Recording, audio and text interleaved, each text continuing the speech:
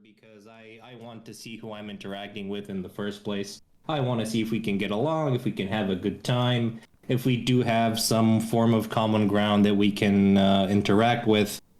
But if a heavier topic does come up, I'm not going to shy away from it and say, no, I'm going to save this for a later date because I know that issues can pop up.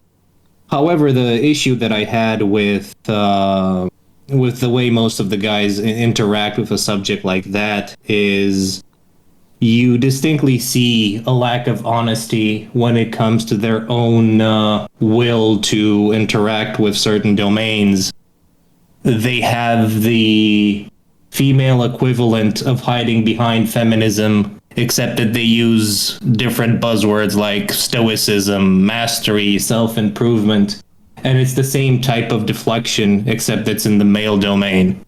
And for me, that really, really grinds my gears because you can see that 99% of the time, these men can't really... they don't have any real value that they're trying to put forward. They have no honor, they have no integrity, yet they like to hide behind concepts and pretend that they're better than they are without having any real metric of where they stand in the social hierarchy, in the social order, and what their actual value is in the sexual marketplace.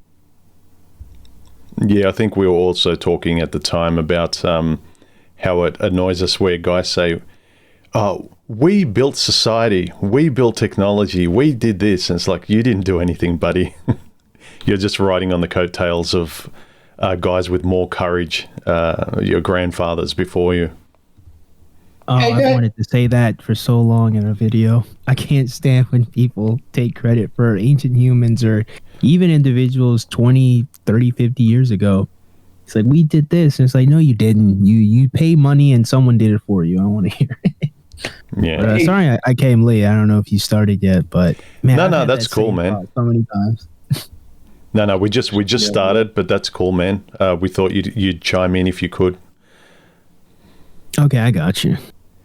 But yeah, go ahead. Sorry.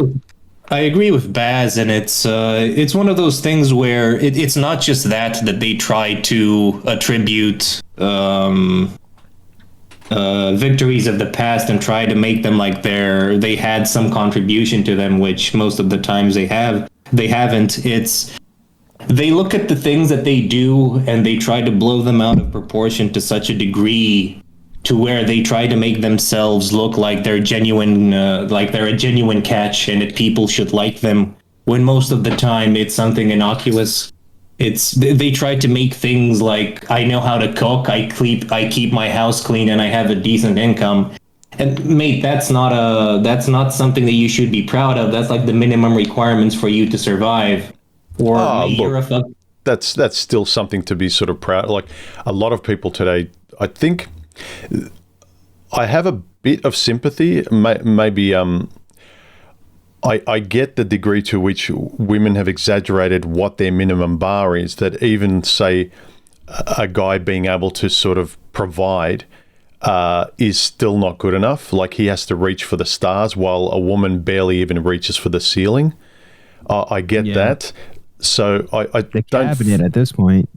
Yeah, it's like that's kind of ridiculous. It's like I'm not even going to reach for the ceiling. Like a woman wants me to reach for the stars, and I can barely reach for the ceiling because I'm 5'0". And so yeah, the minimum requirement. I agree in terms of self-sufficiency. And I think that divide has become really big, like how you see yourself, your own self-respect, and just how much of it now, because of the gulf between men and women. I mean, when men and women used to be closer, you used to be sort of able to more realistically adjust your own self-perception in terms of, I'm responsible. I'm getting up at, whatever time in the morning, and I'm tending to the farm, or I'm going to work, and I'm doing these routines that in terms of an everyday human being's life in civilization, it's not the greatest, but I'm contributing. And I think that's the difference today. Guys aren't even contributing to their own minimal upkeep in life. So I think you can't sort of then it starts to lead into woman speak, where it's like, well, you shouldn't be proud of having a job, you shouldn't be proud of this, you're nothing unless you're an Elon Musk or a Jeff Bezos. So there's a bit of a misunderstanding there, because I'm not trying to say that you should be shamed for having a job.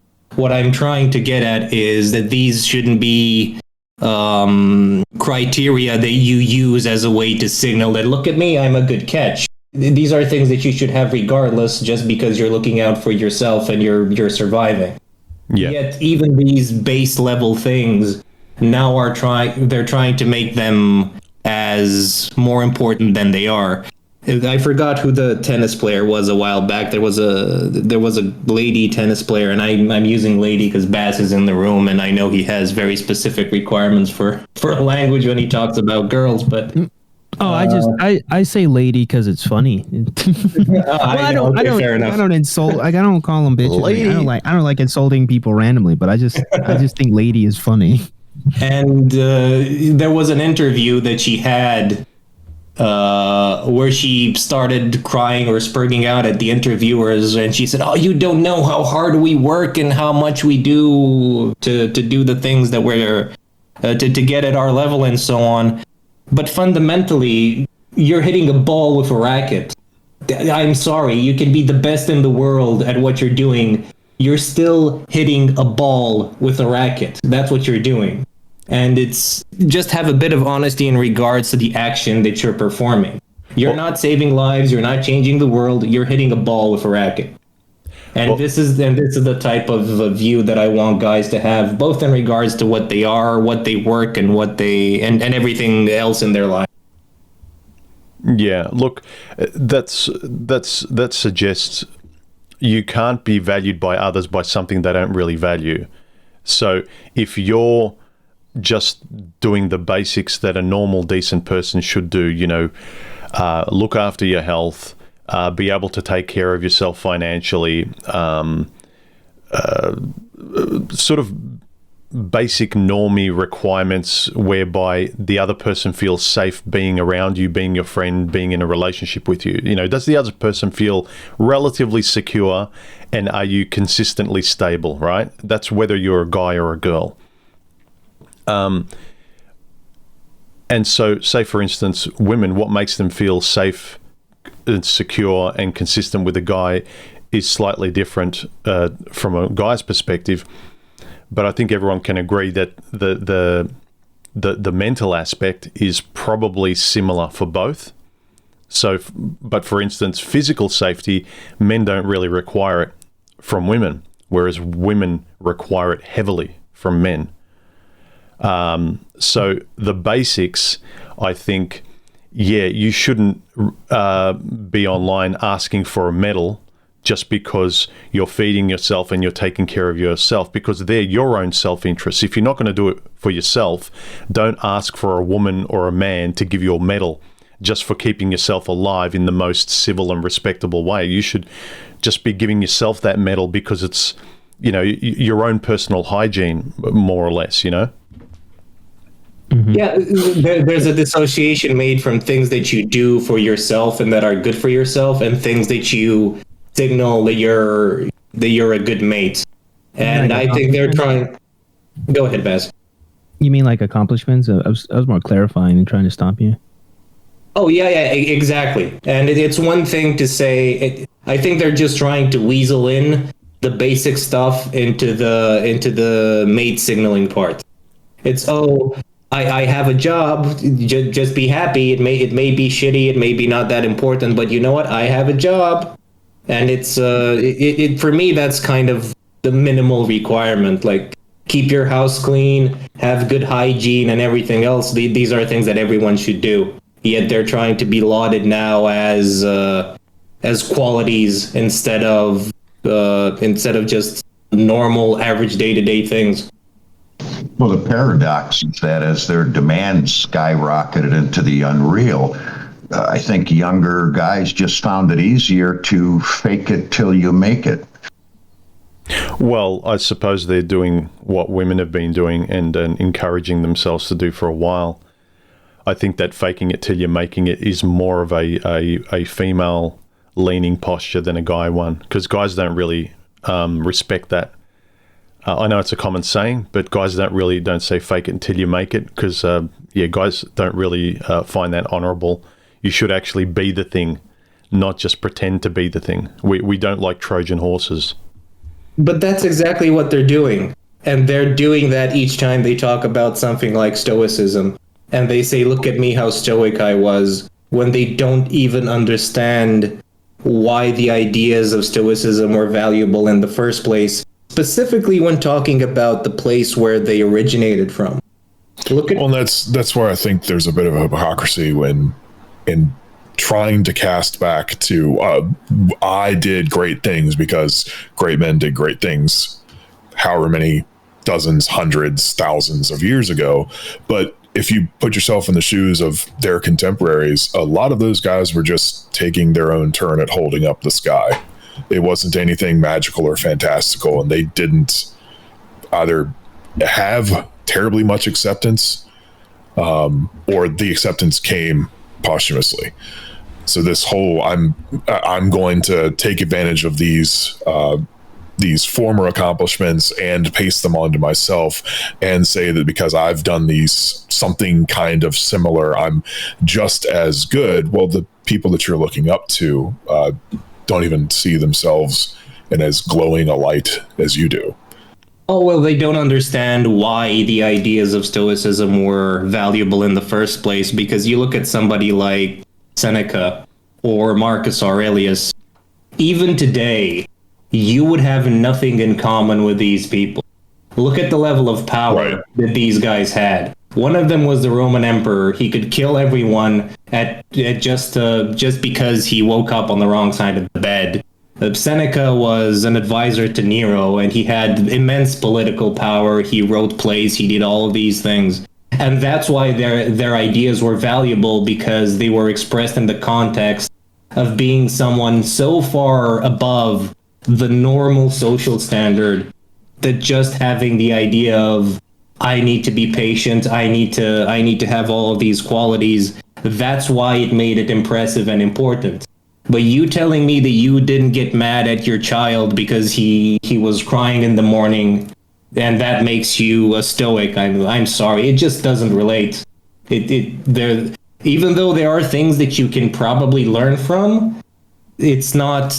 You're essentially trying to relate to people that are from a different species in a sense. Right. It was an entirely different level of stakes. It would be like trying to put on skydiving gear just because you're going to jump down a 1-foot drop. Yes, exactly. It's also like I started to also think about the reflex to do that these days might be almost like a handle to hold on to, because there's really nothing else for guys to hold on to. Like, guys really today find it very hard to find something to hold on to, because a lot of them haven't had fathers. And so it's a way of saying, oh, Seneca, my father, like, I'm proud of my dad, like, we did this, he's part of my family, he's part of my lineage, because they don't have that in their lives. It's like a way to have a legacy without actually like being a part of that line. Right. Is that what you're trying to say? Yeah, they can see a connection to someone in history, because in their current life with their mothers and their sisters and the female world, like, there's nowhere where he can find a handle to hold on to, but he can really resonate with the mentorship of, Seneca or Marcus Aurelius.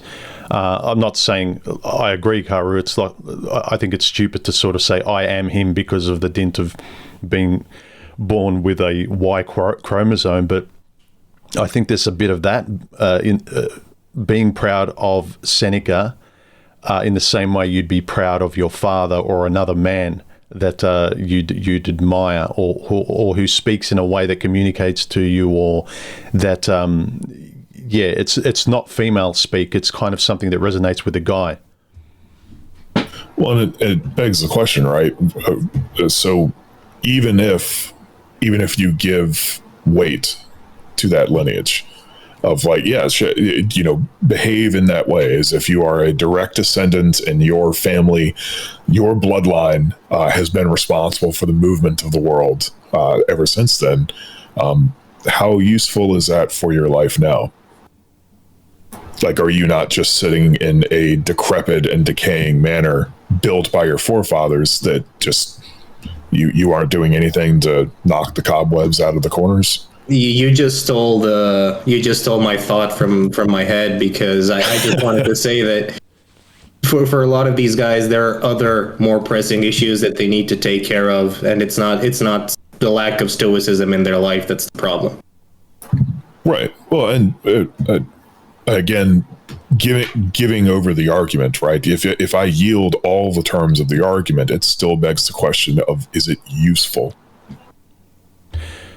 Yeah, I just I hear whenever guys reach for the past this hard, and they reach for like they're just reaching for everything external. They're reaching into the past, and they're reaching to sort of politics and isms and structures. I just find there's just so little personal in the world today, and the only way to relate to sort of women, all of these complaints are completely personal, and all the arguments and ways and solutions are completely impersonal. And I can see why there's such a struggle. So it's easier to kind of say, I'm bereft of anything. I'm pretty empty, so I'll spit a quote from Marcus Aurelius at this chick, and she'll be impressed. And now I've just got to hamster wheel all this knowledge and memes and pithy quotes and stuff. But heaven forbid that I sort of sit there and just say hello and talk to her and just show who I am. And it's all kind of, everyone's walking around with such heavy window dressing. And they're drawing from Marcus Aurelius and all these clever things, trying to be clever, because they really don't have any kind of rich inner world or any kind of personal voice, which is the only thing that anyone's going to say, Human or Bass or Khaoru, like, they stand out amongst all the lemmings. This person's interesting. I'm listening to him. I'd rather they not listen to me. I'd rather they look in the mirror. Or to anyone else for that matter. While it's good to have... Sorry? I agree. Listening to Khaoru is a bad idea. Yes. See, he knows. He's one of the few people that knows what the problem is. Well, don't you think when someone actually speaks from themselves for once, refreshingly so, it actually forces someone to realize that they're in that space too? Like, if you turn up on a date or you're having a conversation and you say things that kind of really figuratively splash cold water on the face of the conversation and then make the person kind of wake up, it forces them to be kind of present and talking from themselves as well. Whereas if we're all kind of just in front of someone else on a date and we're talking about the spaghetti and the waiter and the latest controversy and the politics and blah, blah, blah, we're still at a distance. But the moment you draw the person in and say, I this, I that, you really kind of, lay yourself bare and you put your cards on the table. It forces the person, they have to start conversing by putting themselves on the table. Otherwise, they can't be talking at a distance while you're talking personally. Do you know what I mean? So I think even the person that if you rather a person reflect, it's still the same thing. So whether I reflect first or they reflect first, it's, I think, where we both want to be. We both want to be talking here now as people, rather than avatars speaking from politics or history or whatever. Yeah, but the difference is that none of the people in this room are trying to live vicariously for somebody else's ideas. I'm not copying humans' way of thinking and trying to implement it into my life, or BASSFZz or 572's or anyone else's. We're molding all of those ideas, reinterpreting them, and then looking to see if they fit in our ideology, our lifestyles, and so on. Yet a lot of these guys are just looking for the pill. I'm going to act exactly like Andrew Tate, and I'm going to emulate his success, instead of putting it for my own filter and seeing if I can just pick the nuggets of gold from what he says and say, okay, this is a good idea. The rest of it is BS, and I'm going to throw it out the window. And here is why. Well, this is where I kind of understand the frustration and the just the atrophy that I think a lot of the guys experience, which is that they see other people's opinions, other people's lives, and whether we're talking about Seneca and Aurelius, or Nietzsche is another name that keeps popping up, or human, or any other content creator, they're constellations. They're meant for navigation. If you sit there and try to design like a cast mold and fit your life into it, of course it's going to turn out to be utter nonsense. It would be like thinking that the right tool that you need looks like the Big Dipper, and so you just build a mold with those points and fill it in. You're like, oh great, it's still a useless hunk of metal. And it's like, okay, but you weren't supposed to design anything based on it. It's there to show you where directions are. Yeah, I often think I would be scared to death to construct what I think would be game or a dating style of personality based on like an Andrew Tate or someone. Obviously he's developed his own personality, but I would be scared to death of kind of saying, okay, what do I do when I run out of a few lines that I've remembered? What do I talk about? How do I keep that going on a date? How do I keep a relationship going? Not past the first date, but past the first few minutes. Surprisingly enough. Well, it's probably because it's a put on. I think Andrew Tate legitimately just is that, I guess, belligerent, or just has that much bravado. I think he's just absorbed the character that he's portraying into his bones so much that that's just who he is. I think the problem with that is I think a lot of people see it as a very cartoonish, you'd say like movie-esque type of masculinity, and I think because they're so lacking in like some affirmation, they accept that when they really shouldn't. So I think that for us, we can all see like we can't really sustain that, and it really shouldn't be sustained because it's a pretty juvenile way to behave. I mean, just generally speaking, no matter how much success you have, having so much bravado and kind of being a dickhead to people just because you can is just going to annoy everyone eventually. So I think we can all see that, but I think an individual who I say often didn't have a father, who didn't have a stronger like form of masculinity to attach to, they really kind of get hooked into that. I can see it. And surprisingly enough, you talked yesterday with Coltrane about Neil Strauss's book, The Game. This is one of the issues that came up in the book, because even within the PUA community, when they had seminars and they had all of these things, you had a limited number of people, 2, 3, 4 people that were properly socialized. And even though they created this method of quote unquote picking up chicks, everybody was copying their lines. But after a certain point, it broke down because it wasn't the lines that were helping you anymore. That's where your personality needed to take over. And a lot of the guys that were engaging in this, after they did the initial stages, they reached a point where they just blue screened. They couldn't do anything anymore. And it's actually presented in the book. And it's obvious. I mean, if you're looking for it, it's essentially trying to find a technical solution for human problems.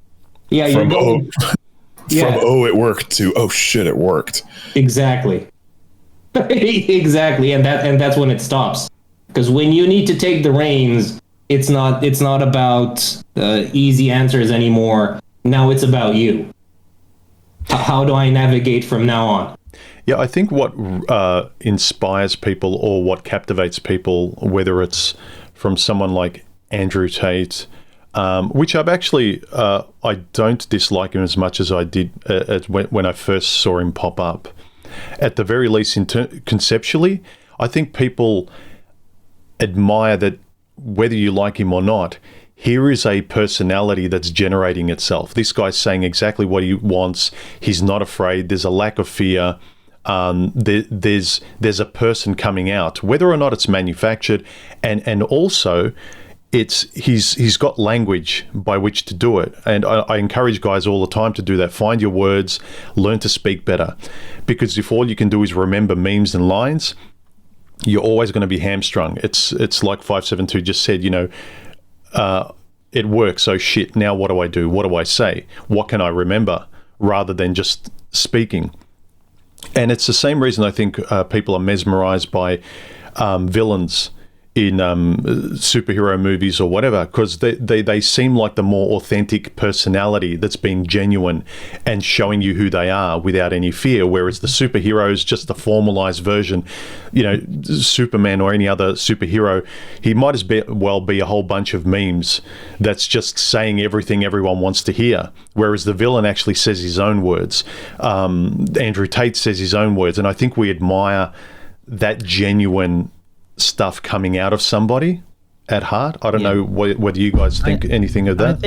I think you're 100% correct. I think the reason why is probably because a lot of people spend a huge amount of time wearing what I would call a representative, or as my dad actually called a representative, I got it from him, where when you go out into the world, and even particularly when you go out and try to date somebody, you put your best foot forward and you do what you have to do to kind of get by. So let's say you're on a date with a girl, because it's a really easy example, and she's a liberal, and you're gonna say you're a little center or conservative. She's saying whatever feminist opinion she's saying, the wage gap. You're just like, oh yeah, man, it would be great if girls, if women did have better opportunities to make the same amount of money as men. You don't really believe it, but to move along, to get along, to like having a relationship or having sex with the woman, you just let it fly. And so, to have an individual, say like Andrew, who doesn't have to do that, right? Because his stat sheet is so maxed out that, he can just bulldoze most relationships or conversations. It feels a bit cathartic, I think, for some guys to see someone just say, I feel this way. Like, this is how I am, right? Because they spend so much time pretending they don't have these opinions or pretending they're not this type of person.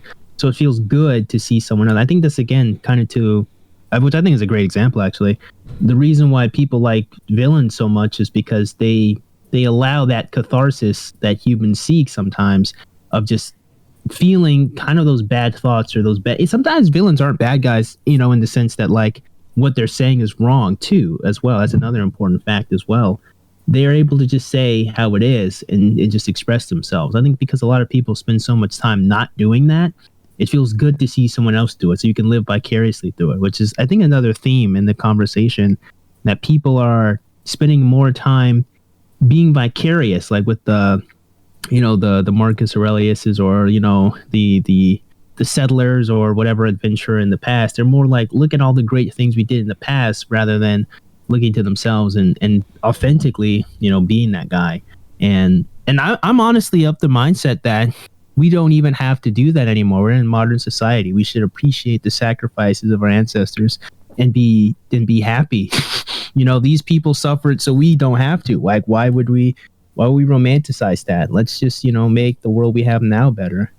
That's right. And now we have an immense complex about it. And that, to me, what you're saying, therein lies the danger, right? Is that this is catharsis, nonsense power fantasy for people who engage in this stuff. And I don't fault Andrew Tate for this at all. This is just the way in which men in particular engage with that sort of content is, oh, look, he's saying these things, he's behaving this way, he's doing this. And that's great to see. And then they proceed to go back to their own lives and get walked all over, build out their representatives, never actually speak their mind. It's at the end of the day, you're still the things that you do. And so they can enjoy and engage in this all they want, but it's utterly meaningless, because then it doesn't get lived out in their lives ever. Oh, it's just a grift. Guys fall for different types of grifts than females do, because they do the same exact thing, but for different types of topics. And I think it just stems from a lack of genuine socialization. Yeah, I disagree with the term grift, just because I think that puts it on the person, the grifter, and I don't think he's not that's being genuine. Yeah, I don't think. Well, and I don't think that's what it is. I think it's down to the individual person and embroiling themselves in that total power fantasy, and it's just masturbation. Once it's over, and it has zero impact on their life or where they are with it. Yeah, I'm using the term grift not necessarily in relation to Andrew Tate. I'm thinking of the more broad, quote-unquote, manosphere content creators, where you have some guys that just laud certain aspects of, you know what, it's so good to be, what's it called? A MGTOW monk and live in the woods and be disassociated from society. You'd look at me how I upload YouTube videos 4 times a day, but I'm totally living in the woods, guys, and I'm living the humble lifestyle with an internet connection and then everything else around me. I see what you're saying. I still think Uncle Ted did it better, but I see what you're saying. Yeah, it's this complete lack of, and this is something that the audience should catch on to at some point, and for some reason they don't. I'm a total ghost. I don't interact with society. Yet on my server, I talk about how I film weddings and I give you your daily dose of whatever. Or I'm a total MGTOW monk, but look at me talking to my ex-girlfriend in my car because I want to bring you guys the real content. And it's like, man, I see what you're doing there. You just want the ad revenue or whatever else. You're not genuinely. You're not the person you're trying to pose that you are. Just no, I can see through your BS from a mile away. Yeah, it's one of those tricky things where just by dint of them actually acknowledging what's important, like I'm isolating myself, or this is the right thing to do, yet they don't actually reflect that they are doing that right thing, says a lot. So they know what the right thing to do is, but it's funny that a lot of them aren't doing it. So a lot of them, it's kind of like saying, I'm going to go on this silent retreat where I don't talk to anyone, but what I do is I upload a lot of videos and talking to my camera, but I'm still on my own. I'm not technically talking to anyone, but really you're socializing. If you're at a retreat where you're supposed to shut down all your senses so you can look in the mirror, but you spend all your time outwardly focused looking at the camera and talking to it, you're not really introspecting. You're continually, what's the word? Outrospecting? Externalizing, yeah. Oh, I don't know if that's a word, but I think we know what you mean. Yeah. But yeah, it's kind of, people, I think when you look at it, people reveal themselves in terms of what they know is important or which person's word they hang on. And that kind of tells you that we all generally respect or know what the right thing to do is, but just a lot of people either don't have the language or don't find...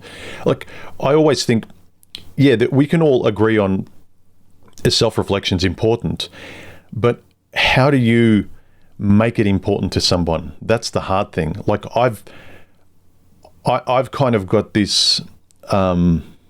nerd-like obsession with certain things that make me introspect more than the other person, not because I want to, but because I find certain things interesting that someone else doesn't. How do you make introspection interesting enough, or put handles in front of a person so that they can help themselves where they don't find any interest at all? How do you make someone read who's not interested in reading? I think this might be rough to say, but I think there's some things you just got to do, and that's kind of one of them. You know, like, you don't go to work because it's fun. You go to work because you got to get money to eat food. So it's not about how do I make introspection fun, because sometimes it's not going to be fun. If you're doing crappy things and you're not treating people well, it probably shouldn't be fun to be like, oh man, I'm so great, I get to treat people like garbage and I don't feel bad.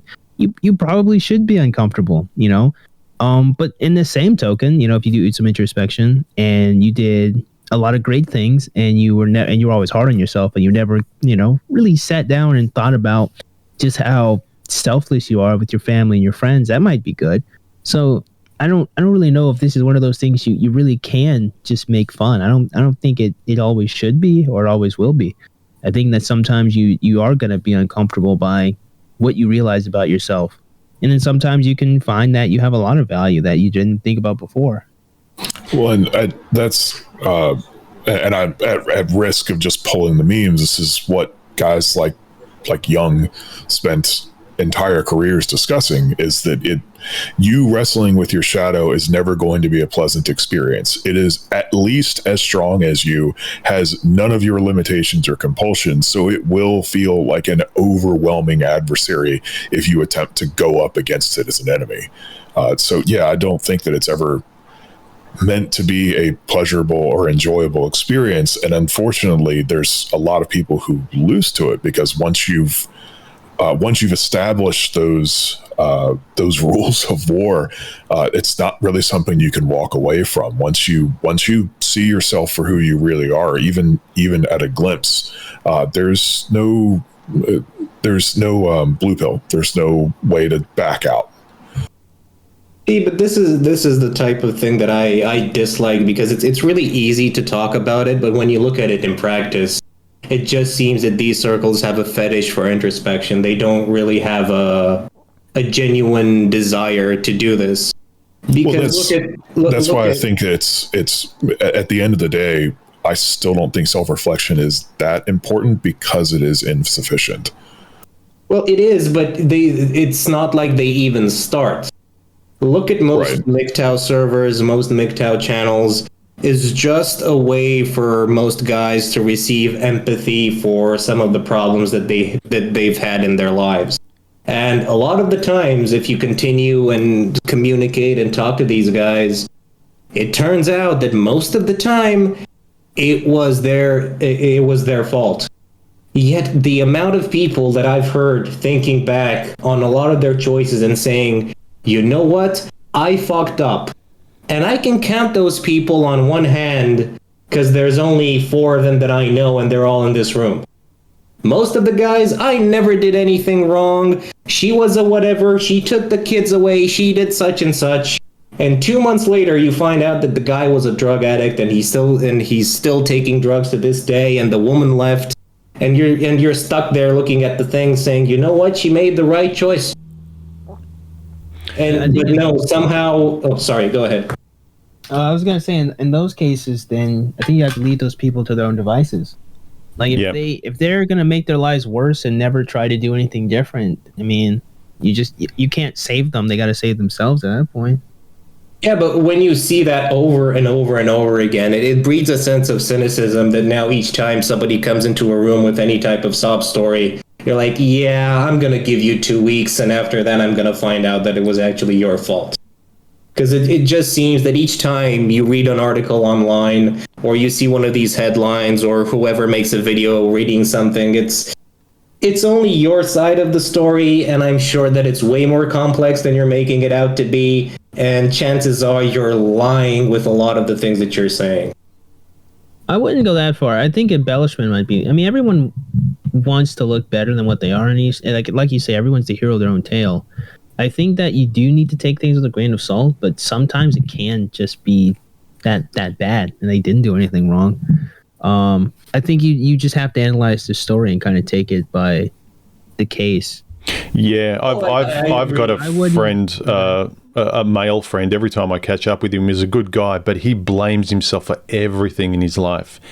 And that's going in the other extreme as well. So it's not good either. It's more refreshing to see someone objectively analyzing the situation, kind of from that, I don't know if it's a Buddhist mentality or whatever, but being able to be the observer, the neutral observer, looking at you and the other person, or whatever your past experience was, and say, yeah, I did this, but they did this, and being the neutral third party, that's a very rare thing for people to be sort of objective. And on the rare occasion I've heard women say it on dates, but I hear guys say it more, but it's less and less. Guys are just doing whatever works with women these days, and because it's a woman's world, it's like, I'll just virtue signal and women will take notice, because they can so self-referentially identify with a victim, and I can get to talk to women because I can be a victim too. So look, at the end of the day, it's Bass alluded to it, and I'm of the same thing. There's only so far you can help somebody, but I really don't have any patience for the guy that I'll stand shoulder to shoulder and listen to you and talk to you, but you're not going to be on my back. I'm not going to carry you, you know. So right. I've learned to sort of have little patience for that, the feminine world that just wants to be a victim, whether you're a male or a female. And like, if, say for instance, your frustrations and fears are talking to women, then learn to talk. For fuck's sake. How do you talk? Read. I don't want to. It's too hard. It's like, you don't, again, alluding to what Khaoru was saying, the basics, speaking, talking, eating. Like, if not for the other person, for yourself, what's the bare minimum baseline? Well, I don't want to do that because a woman should just appreciate me for being a male.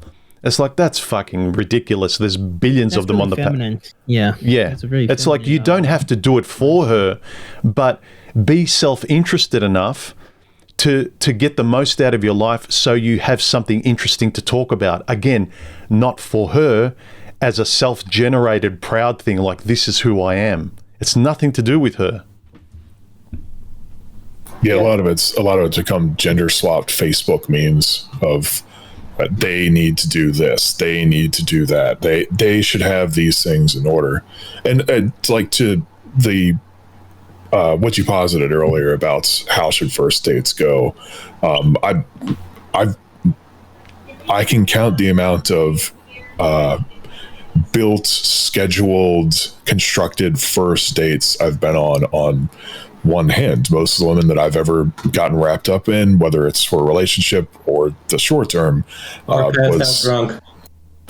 Well, no. But it was something that I arrived at more organically, and a lot of that involved, like, you know, if you run into a girl and she's got an annoying laugh, yeah, you can call it shallow all you want, but if you just think about, like, can I sit here listening to that for the next 4 hours, much less the next however many years, if the answer is no, then it's no. Like, you can try to make it work all you want, but that's ever going to be at the back of your mind. Well, that's pretty frivolous, don't you think? It is. Yes, it is, and that is the foundation by which most human relationships operate by. Absolute frivolity. But I think that that's part of our folly in general. I think more so a lot of ladies you may have not seen, like on TikTok or even on YouTube, will discuss what they call the ick. And the ick is basically, this is actually really goofy. The ick is basically if the dude does anything they don't like, or more or less show any kind of display of weakness, then like instantly they lose all their attraction. One example I remember on the top of my head is the girl was on a date with the dude, and when the train started moving, like he lost his balance and had to catch it, and she said that gave her the ick. Right? Like, it's just totally frivolous, just totally silly. But this I would say that there is a difference between that sort of privileged capriciousness and understanding, but again, this also this kind of ties it back. You have to understand what you are and are not willing to put up with, and some of it is going to sound frivolous, some of it won't. But I think you do yourself a little bit more of a disservice when you are including frivolousness. Like, I'll give you a great example, because I think you're right. I think the problem is that the bar is too low, and I'll give you an example. Like, I personally don't want to have a relationship with a woman that's fine with abortions. Why? Because that means my child's on the chopping block if something bad happens. She might even do it without my knowledge. She might end up getting pregnant, say she's not ready right now while we're together, get an abortion, never tell me. So the idea, which, I mean, that I've seen it happen before, but I don't think it'll happen to me personally, but just an example, to me, to just never have to deal with that at all, I would just never date a woman that's fine with abortions. I'd date a woman that says, no, I don't like abortions. I don't want them. Even if she's like, they shouldn't be illegal, I'm like, okay, fair enough. As long as she's like, I don't want an abortion, okay, that green flag, we can engage. If she's like, I will consider it, I'm like, okay, we'll just be friends, we'll talk to each other, but I don't want to engage sexually, just to completely avoid it. To that extent, I would say that makes perfect sense. Just there's some do not engage signs with people. But like if she laughs in an odd way, using your example, like I would imagine that if she's laughing a lot, we must be having fun, right? Yeah. So it's like I think Yeah, if she's laughing a lot, then that's a good thing. Even if her laugh's annoying, we must be having fun in that situation. Yeah, but at the same time, it's how often does she laugh? Because if you're annoyed all the time because she just laughs, it's going to reach a point where it becomes stressful. It's no longer annoying. And I think we are talking about what I would consider two different points in time. You're looking further downstream for a relationship, and that is the establishment of your interaction with this person. I'm talking about when you're just running across people in the street. Whether you like it or not, these are the sort of frivolities that your mind and your relationships and other people's relationships operate on. Do you like the same models? You could have a new best friend for life, and it'll be over pieces of fucking plastic. And someone else will call that frivolous and pointless, but it is not to you. And it was not to you and your relationship with that person. Yeah, I keep coming back to relationships is just so depersonalized today that everyone's trying to date in cartoons. We're all cartoons. Yeah. And so when someone displays like, you know, if Superman sneezes, all of a sudden, nah, I don't want to date him anymore. It's like, he's not Superman. He's a person.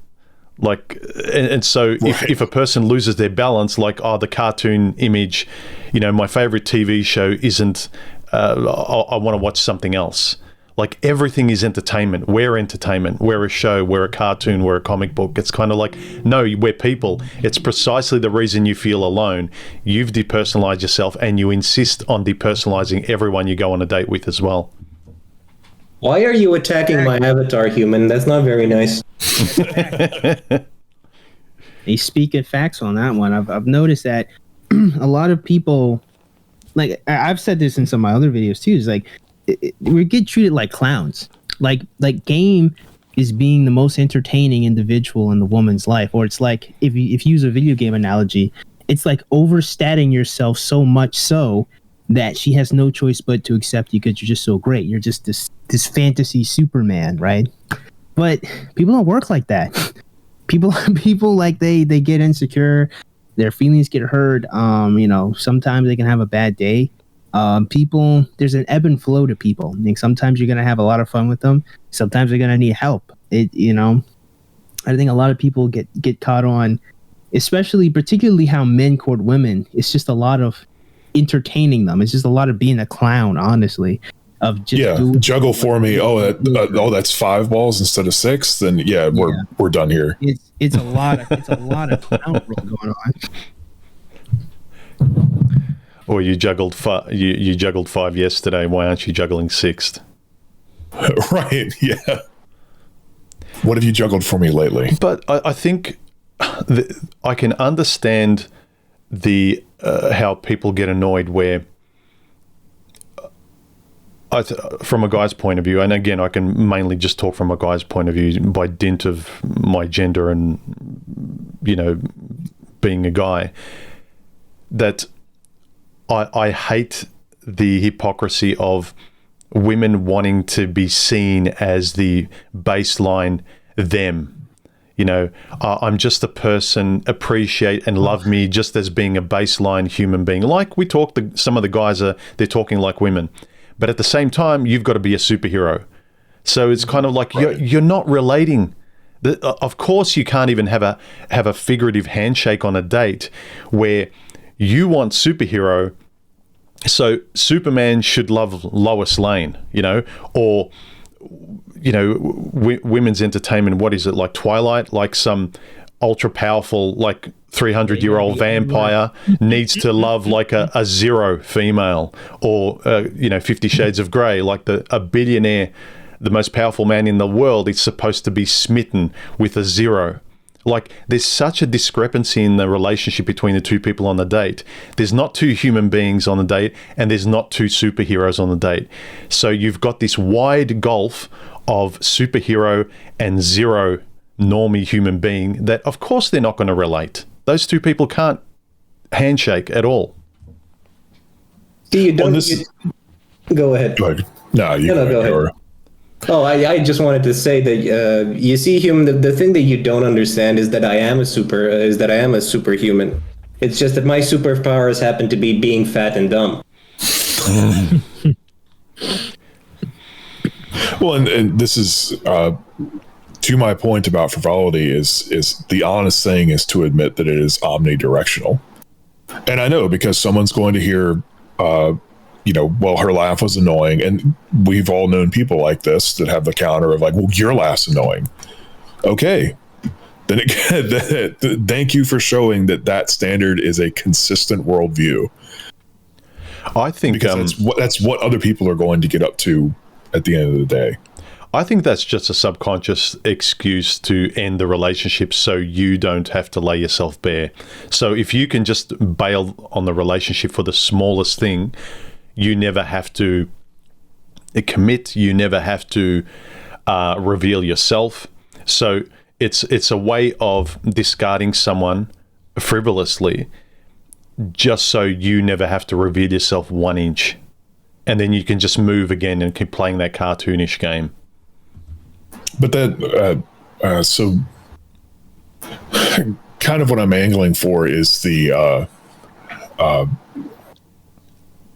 it's not all equal, but it's understanding that it's omnidirectional, right? So that because every person here can think of this as an example where you know somebody who was in a relationship for multiple years, they end it and they point out something that is totally pointless. That I didn't like, I didn't like the way they laughed, or they didn't give me enough flowers, or this other thing happened, or we grew apart. Mm-hmm. And it begs the question of, okay, but I mean, years you were willing to put up with that. Yeah. Like, why was that not part of your filtering mechanism on day one? Why did you allow that to slide for so long? And yeah, you're right. At that stage, you're just looking for the nearest exit door. But you don't think that might be a little bit more retroactive? It absolutely now this person is a villainous individual. Now this person's bad because you're out of their pool, or you don't need them anymore, or whatever. But at the time, it was perfectly fine. Even if it wasn't perfectly fine, at the very least, you accepted it. And to me, I've actually always found this to be a really annoying aspect of people and the way they treat their exes. Like, some of their exes may legitimately have been abusive, but sometimes it's like it's two fucked up people who just kind of didn't know how to manage each other or manage themselves, and they just stayed around each other for too long, that kind of deal. And it's like, it's not one person's a villain. It's not one person wasn't the best as they were at that time, and and then all you hear is just a string of how terrible and crappy they were. But it's like, yeah, but you had sex with them, you lived with them, yes, you laughed with them, you shared bills with them. This person was this close to you for this long, and now all you have are all these mean, nasty things to say. That's kind of really off to me, because it feels like you were just using this person the long way through, if this is how you feel about them after the fact. Yeah, I that annoys me where really that bad, like they really were that bad, and you stayed.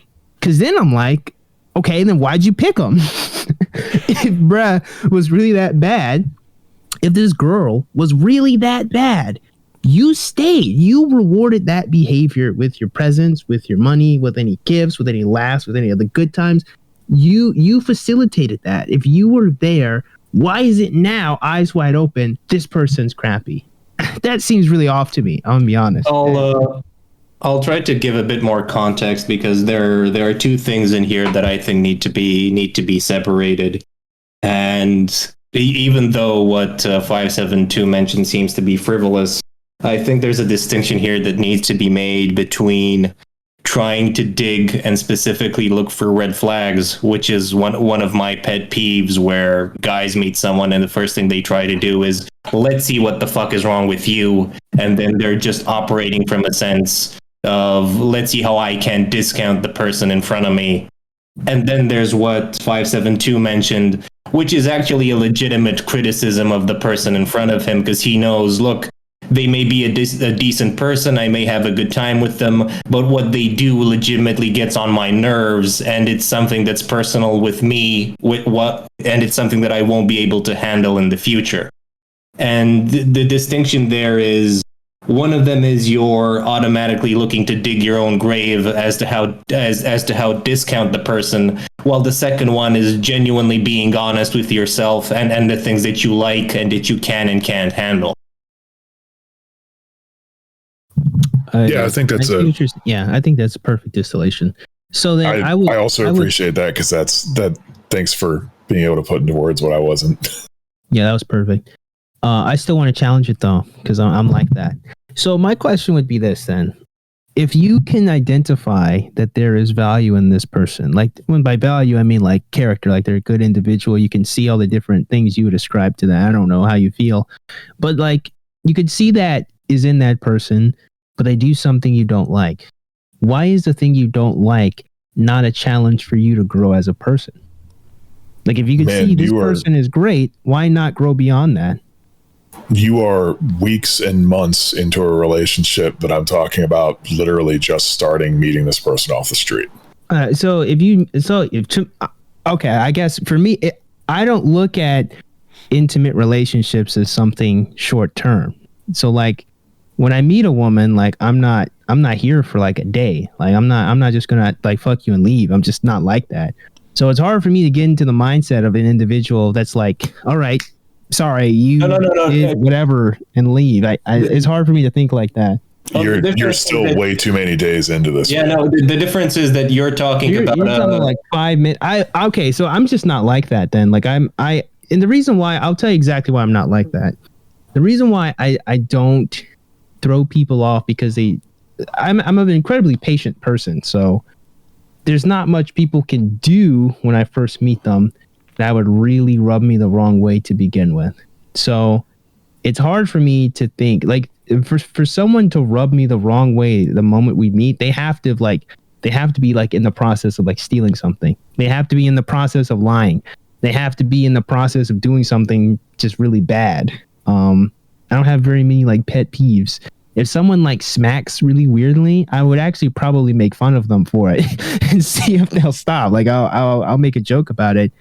So I get what you're saying. It's just hard for me to identify what would annoy me that much to where I wouldn't want to engage with someone. It's very hard. I completely hate people with annoying voices. And I've met girls that were great. They were amazing. I just hated their voice. And I knew it was one of those things where it doesn't matter how well we get along. After I spend 2 hours with you, I already have a headache. You're the type of person that I like, but I can only spend time with in short bursts. And if I were to push a relationship with that type of person, I wouldn't be able to handle it, because that would be a constant stressor on my mind. And I get you. Go ahead, finish. And to 572's point, I think it's in that specific case, I think it's a very good decision to say, well, you know what, I may keep this person as a friend, I may talk to them once in a while, but they're not relationship material, not because it's something wrong with them. This is one of the things that I genuinely dislike when it comes to someone. So if it helps to change the example, right? Like let's say you run into somebody and their idea of, and this is escalating, but this can also be something totally frivolous.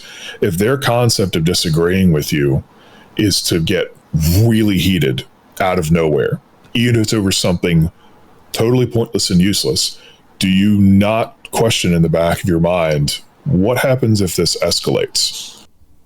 What happens if this is over kids or a house or finances? Yeah, I do that all the time. Scale, yeah. So be willing to scale these things up, and then be willing to turn them on yourselves. Would you want to get into a relationship with somebody that it turns out they thought your laugh was just the most annoying thing they've ever heard, and they've just been cringing quietly the entire time they've been with you?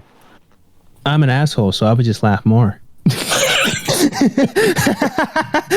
No, but like, let's say I am in that situation.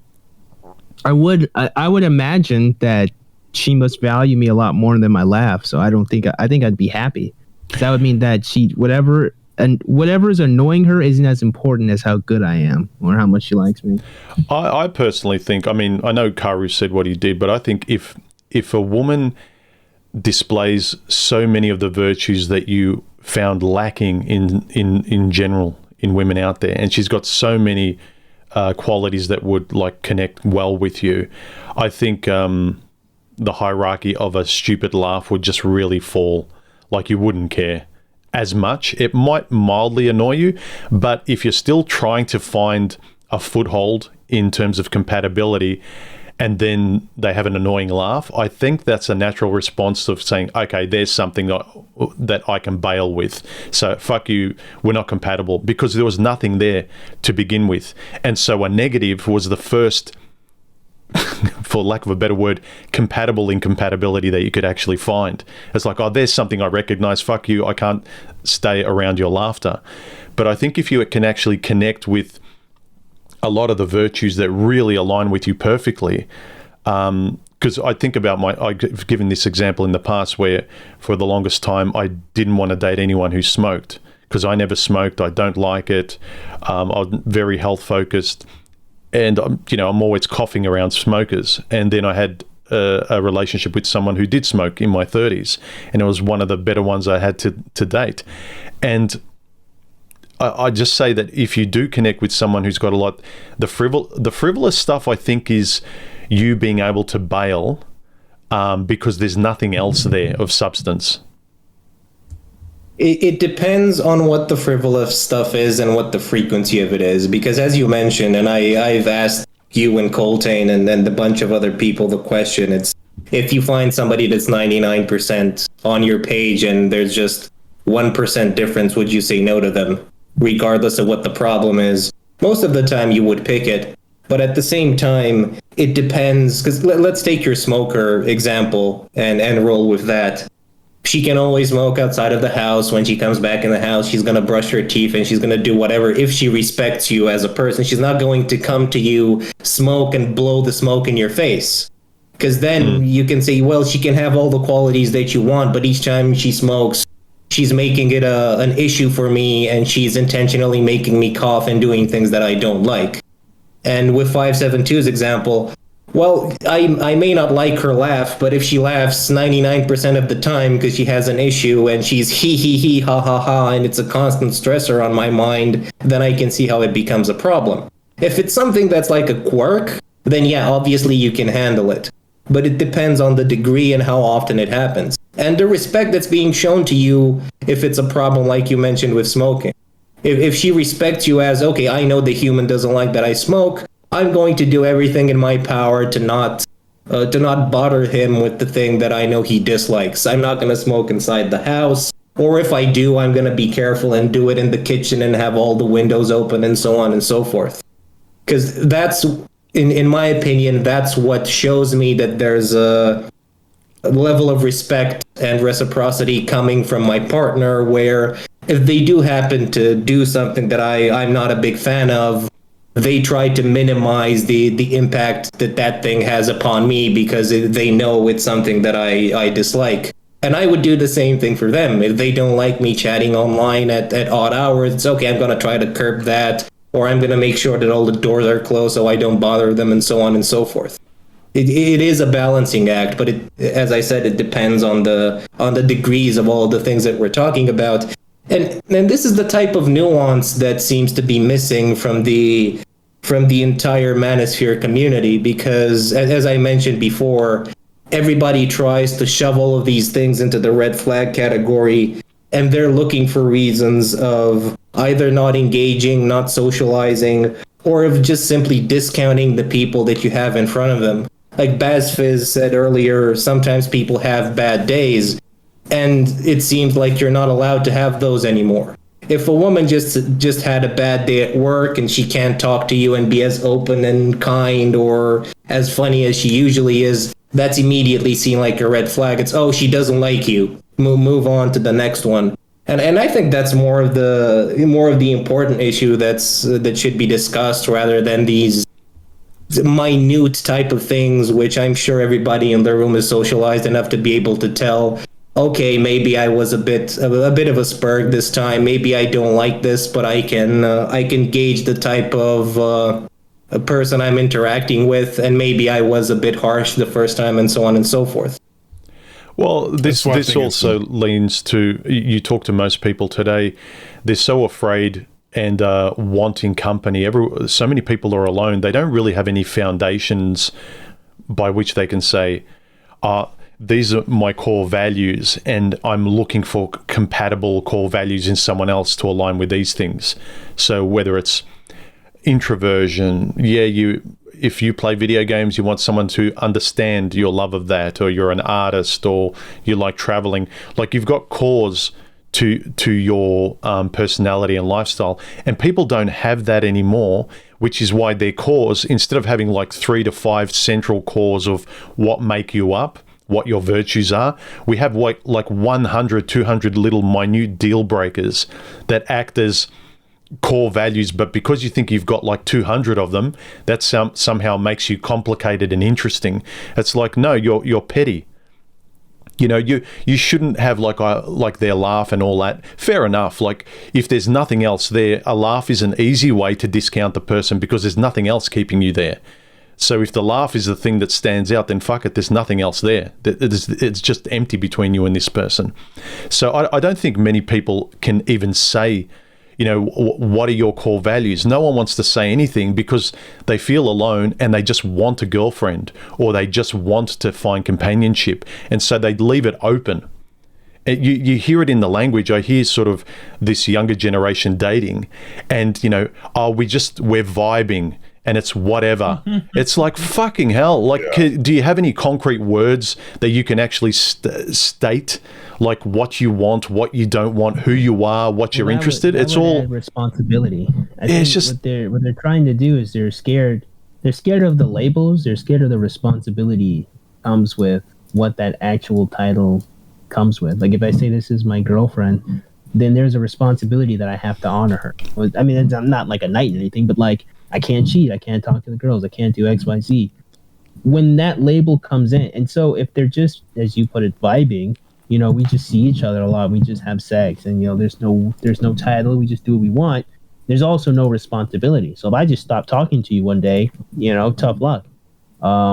We were just vibing. You're not responsible. We just talk to each other.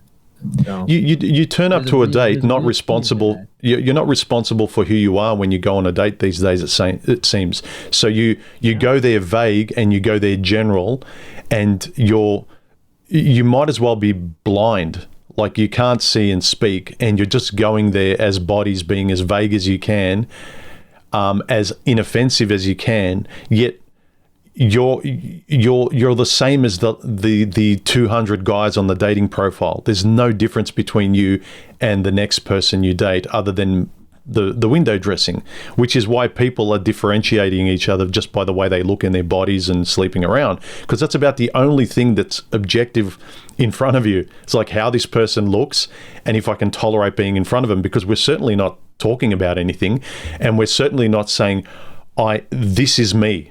No one's saying this is me. Everyone just wants to be loved by everyone and thinking that it's a matter of crossing your fingers. Like, I really think the problem is too many people think that dating is pure luck. There's a lot of luck right at the beginning, who you come across, but once someone's in front of you, you contact someone, you say hello, you start talking, whatever that might be. After that point, I'm sorry, a lot of people disagree. I think it's a lot less about luck, and it's a lot more about your intention, your effort, what you act upon, what you don't, what you say, what you don't. Like, luck really doesn't exist past that first initial point. I think the luck or fate involved sometimes can be based on your location. I've kind of thought about this as well. I've seen a lot of people kind of, you know, say similar things, that dating is just luck, almost more in a genetically deterministic way. I kind of look at it more just like an environmental way, because let's use politics again. Let's say you're a more liberal-minded person, like in a conservatively based area. You know, that's just luck. You know, it's not about attraction, but it's just like those values. You may not find someone that you would agree with or you would like in that framework or that personality type, just by factor of birth, just where you are. I think that is really important. And I think what's interesting is that problem should have been solved, say, with Tinder and say with the internet age. But ironically, what happens, we just actually got a different problem. And that's more like the funneling up of like the super ultra mega male, not really the widespread of finding people you wouldn't otherwise have talked to based on the internet. So I understand why people think that there's a lot of luck involved. But I also think that you are correct in that when you are in front of that person, when you have that real world, you can talk to them, you can see body language, you can crack jokes in real time. It is kind of just based on your ability to be personal, right? It's based on how open that person is that day. You know, they might have a bad day or something, or they might be really open. Maybe they just had a breakup. There's a lot of factors that go into it. And it's hard to say, at least for me, it's one way or the other. I don't think it's reasonable to just say it's all luck. That's not true. But there is a lot of just like random chance that you just can't control. I think you can only control as much as you can, and then, you know, do your best. Well, if everything is genes and environment, then you don't get to use the excuse of personal responsibility, because if everything is just genes and environment, then these people would automatically act the same way that they act now, regardless of where they are, considering the factors that they have creating them as a person. You have people online that look at women and say, well, you know what, you're all X, Y, and Z, while at the same time completely ignoring that the way they're acting is just their expression of their genes, and it's what they can't help because they don't have free will. Yet at the same time, in the same sentence, they're going to bring up personal responsibility, completely ignoring what they said 2 seconds ago. So you don't get to have it go both ways.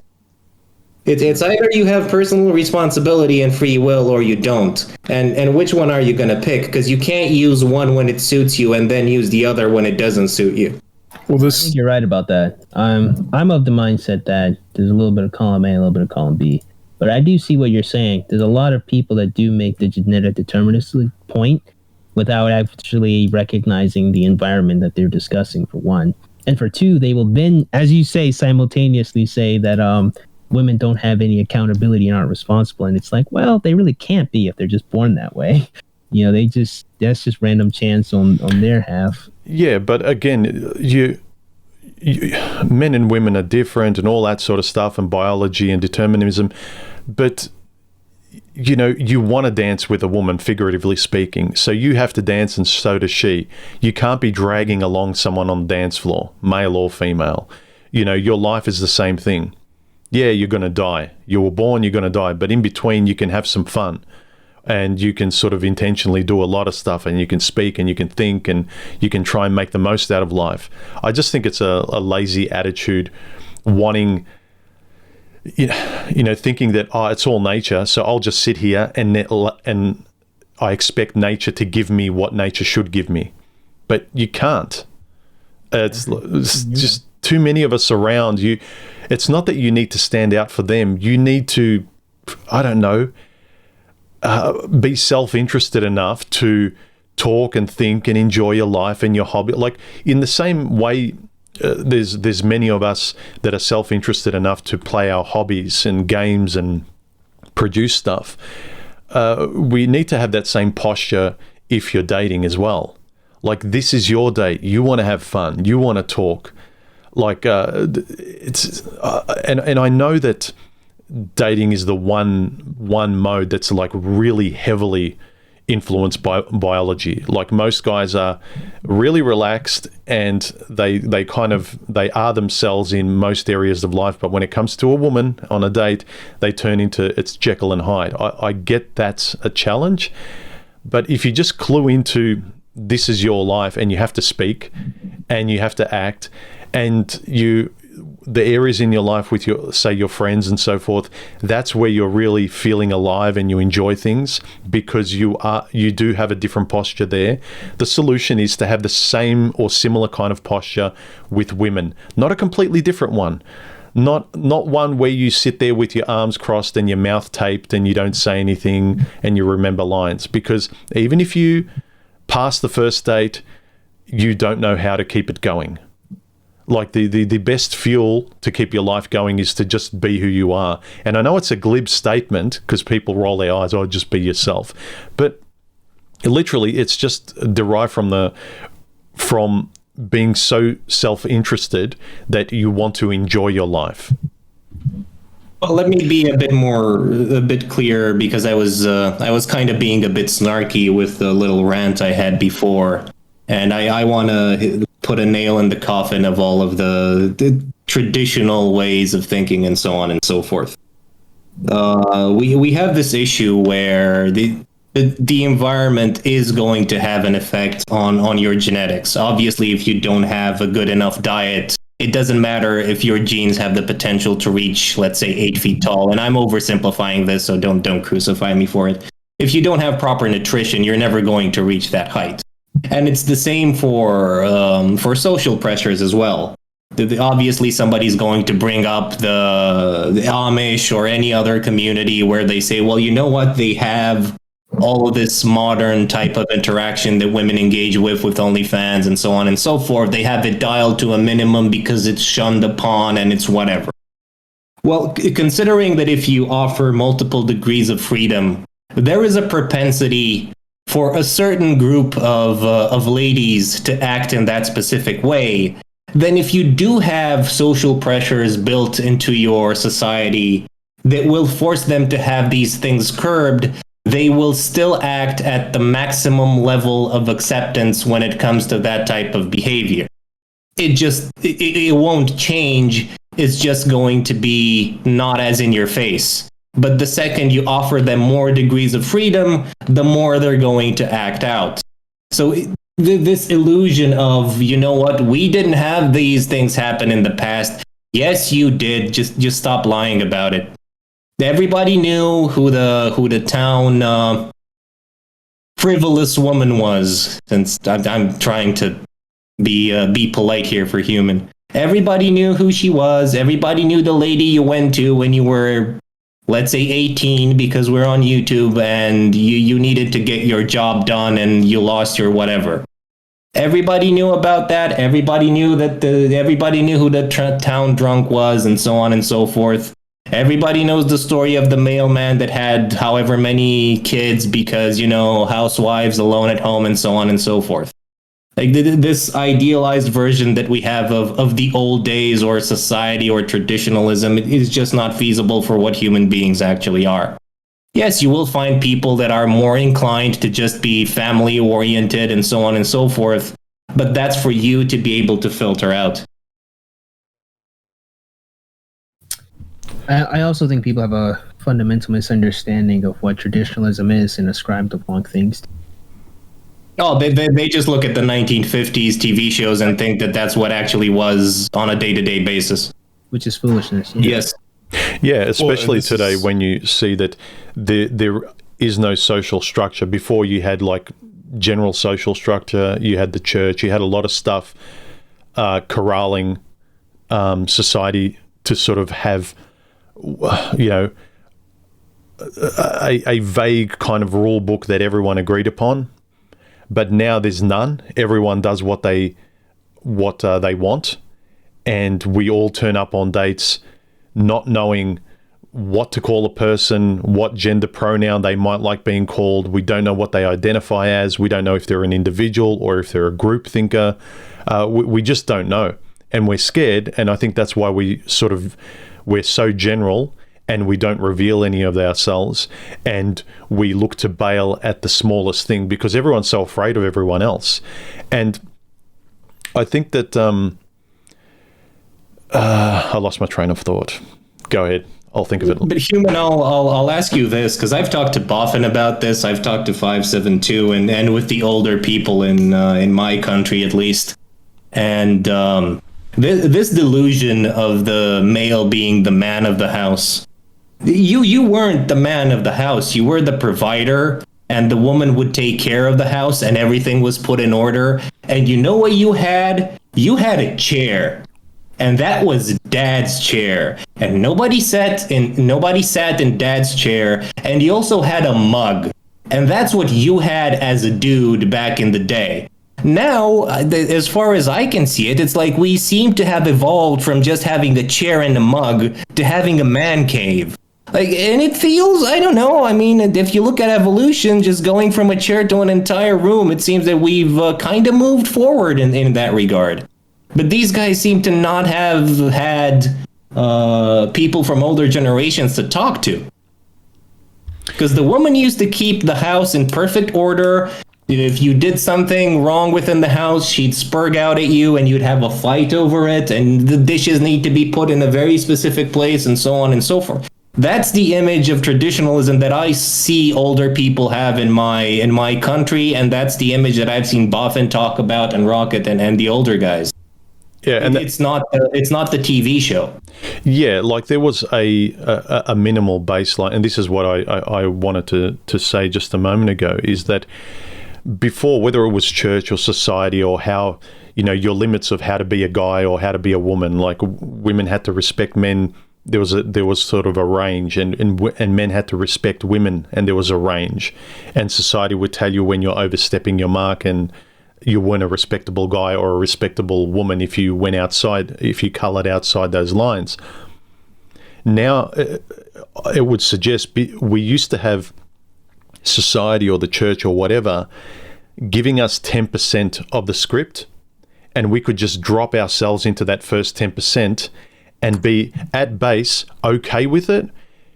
You could discover and it would be a great introduction or a chaperone for you to get to know people. But now there's zero, absolute zero. And no one, like, people find it hard to find the language to kind of get anywhere, to get like 5%. So for me, it's in everyone's interest to generate their own first 10%, like have those base level foundations that the church used to provide for you. Have your ethics that your father used to tell you when there was more fathers in the household. You have to generate that first 10% baseline and insist upon it on a date. And if it's not there, it's nothing. People want too much from the opposite sex on dates when there's absolutely zero there, no one's speaking, and there are no rules. So everyone keeps themselves at a distance because there's nothing chaperoning you. There's no your ethics aren't chaperoning you. You don't have any morals. You're talking about, like I said, whatever and vibing. That's all there is. We're sort of turning up as bodies, and we're kind of talking vaguely so we don't offend. We can't say certain words and certain topics are off. I mean, before it used to be don't talk about politics or exes. Now you can't talk about anything. You can't talk about anything. And so I can actually see why everyone feels so alone, yet they yearn for the opposite. And Go ahead. Go ahead, 5-7.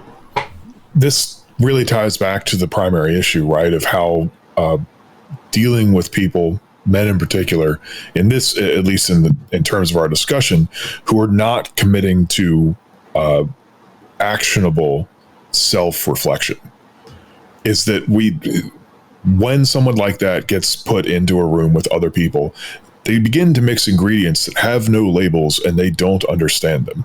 And a lot of them mix and it's fine. It's inert. You can do oil and water and they kind of separate, but they fit in the same container. So everything's fine. And then you drop potassium in it and you lose an arm. And it seems capricious and volatile and unreliable, but it's just, that is naturally what's going to take place if you knew what you were doing. And that so many people have no clue about the ingredients that they're using, and they're just slapdashing them together until there's an explosion like it's a meth lab. That is going to be an inevitable cycle until you begin to question what you're mixing, what those things are. And then, but you have to begin to ask yourself, do I actually know this well enough? Should I actually be doing this? Should these two things go together? Why not? Why would they? But the issue that I have with that is that you're already talking about mixing. To stay with your analogy, I don't think we ever reached the point of mixing. Because right now, when we're talking about dating and interacting with the opposite sex, we're ignoring the elephant in the room, which is most of these guys can't talk to other guys in the first place. How many times Yeah. have you been on the server and you've seen these men, and even older men, and I'm not necessarily talking about the young guys, because the young guys have it way rougher, but even the older men, you can tell that they have never been properly socialized. They don't know how to interact. They don't know how to banter. They don't know when somebody's joking around. They don't know when somebody's serious. They don't know when somebody's genuinely vile. And you take a person like that that's been completely unsocialized and lives in a bubble and thinks that they should be respected just because they live and breathe, and then you throw them out into the world. Like, I can sit in this room and I can give human shit for the next 30 minutes and I know exactly how he's going to react because he knows I'm joking around. I can do the same with you. I can do the same with Baz to a lesser degree because I know him less than anyone else. I can sit in this room with Mr. White and we can say the most vile things to each other for an hour, and at a certain point we'll start laughing and then go out for McDonald's and get fat. Yeah, but the thing is, you could do the same thing. Yeah. Yeah, I'm not that guy. You know, you can say whatever you want in front of me. Yeah, no, exactly. But the thing is, each of us has developed at least a minimum of social skills, and not just social skills. We've interacted with enough people to where we can gauge and not turn any conversation into a fight. Because what I've noticed with the US is that everything is that the individuality of people has gone out the window and it's been replaced with political statements. People no longer have personalities, they have ideologies, and that's the thing that they talk about. They ask you about your politics, they ask you what you believe in, what do you think about such and such subject, and that becomes your point of, oh, we got together because we both believe in trans rights or BLM or whatever. It's no longer about, well, who is this person, what does he like, what do we have in common? And everybody in this room, you can tell that they have stuff that they like to do. You can bash them on some things and they're comfortable with it. Like, if I bash a leftist on his like of, I don't know, pussy hats or whatever the thing is, they'll spurg out and they're going to try to get you fired on Twitter. And it's the same with the guys in the manosphere. They haven't been socialized. They think that what they're doing is the best thing ever, and they're right on 100% of the topics. And then you end up listening to them talking about how they're building a 100% energy efficient engine in their backyard with a monkey wrench, and you realize that they're just mechanics and don't know anything about engineering. But this is the type of dudes you end up interacting with. Like, there is no honesty anymore. There is no level of relatedness between people anymore. They all expect everybody to have this level of politeness and courtesy that a lot of the times they don't even deserve. Respect should be gained, not earned. Obviously, there should be a minimum level there of, I'm not going to walk into a room and call somebody the F word just because I walk into the room. But at the same time, you're a stranger to me. Let's be completely honest. Most of the guys that jump in are complete strangers, but they want a level of empathy for me that I just don't have for them. I forgot who said it. I think it was Patrice O'Neill or somebody. I have a limited amount of fucks that I can give during the day, and you're not one of the person that I wanna throw at one. Right. Like, just they don't even know how to read the room. Look at the conversation in here. Everybody knows when to shut up, when they can talk, when they can interject, and so on. How many times have you been in a VC and somebody jumps into the room and talks about their day, even though it wasn't the topic of the conversation, or they switch it because reasons, or they say something that is completely unrelated to what was talking about? And this is just the pure basic level of just talking to someone. I'm not talking about empathy. I'm not talking about some form of interrogation or deeper learning or anything else. These are the basic building blocks of human interaction, and they don't have them. And what, you're going to talk about them going on a date? Come on, man, you can't talk to somebody your own goddamn age. And even if you can, you don't have anything in common, because you're the kind of guy that plays League of Legends and he plays CSGO, and he's going to call you a whatever, and you're going to call him a whatever, and you're never going to talk again because you're both in separate bubbles.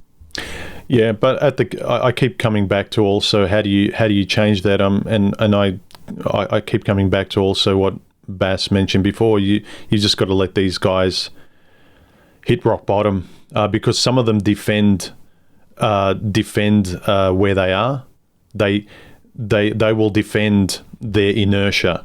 They will defend their victimhood. They will defend it, like, because there's so many people in their group that they find comfort in and solitude. Like, there's a lot of guys that say found a pocket of the manosphere, and compared to, you know, Chikipoo, who sort of ruined his life and took his kids, these guys finally listen to him. He can, air his grievances, and they talk about the unfairness, and all of a sudden he doesn't feel alone. And then you just start becoming that victim group. And then it feels like the first time you're seen and heard, and the first time you feel alive and you can voice some sort of opinion, but then your opinion becomes everyone else's.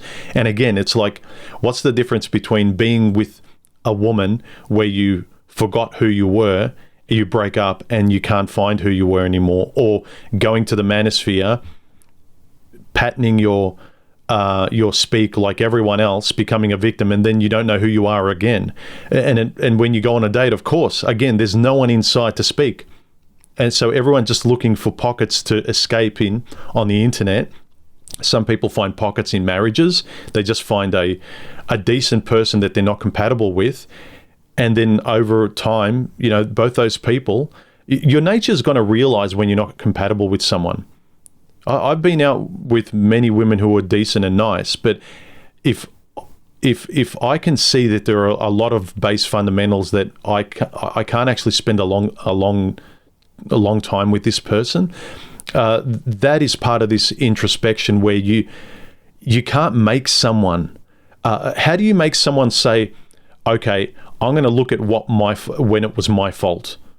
Like, so many people are holding on to blaming everyone else because victimhood today gets rewarded online everywhere. The moment you start forcefully talking about responsibility, holding others to account because you want to hold yourself to account, that's seen as, you know, I don't know, too masculine or offensive, or, you know, a bit too forceful. It's up to the person to want to say, I want to take ownership. When is it my fault? I want to speak better. I'm tired of being afraid. All of those things are very hard to do, and they require you to extricate yourself from the group and lose a lot of friends in that victim group that you used to have, and actually cast yourself into the wilderness on your own. It's really hard for people to do. I think it's the exact opposite, because for guys, this is the easiest and most natural thing to do. If they're kids, you know what you do? You turn out their computer, you grab a couple of kids, you throw them in the backyard, you have a ditch around them, and you throw a big stick in the ditch. And that's it. Yeah, what happens? The kids are going to socialize. What happens if what guys do? What happens if you're the kid? They're going to naturally socialize. There was an article posted. No, I'm saying you're presupposing that we're the adults throwing the kid into outside with a stick. I'm saying that most of the guys out there, they're the child without the father pushing them outside. They're scared shitless. They don't want to go outside. I'm presupposing that there's a family around the kid, because I'm deliberately talking about systems where I'm considering them to be like the ideal or the normie scenario. I'm not talking about single moms, single dads, and so on and so forth. Because then you have other issues that come into play. Because look, there was an article posted a while back, and this was about, I think it was either young adults or adults that were on a beach, and the guy just started digging a hole.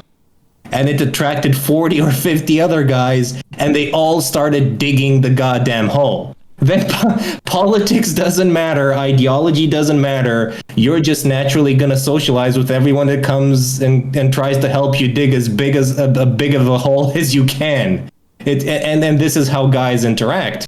But if you force them to just be in their own bubbles and just let them just stay there on your League of Legends server for the entire day, or stay in your preferred anime server, you're not going to be able to talk to someone that has a different interest.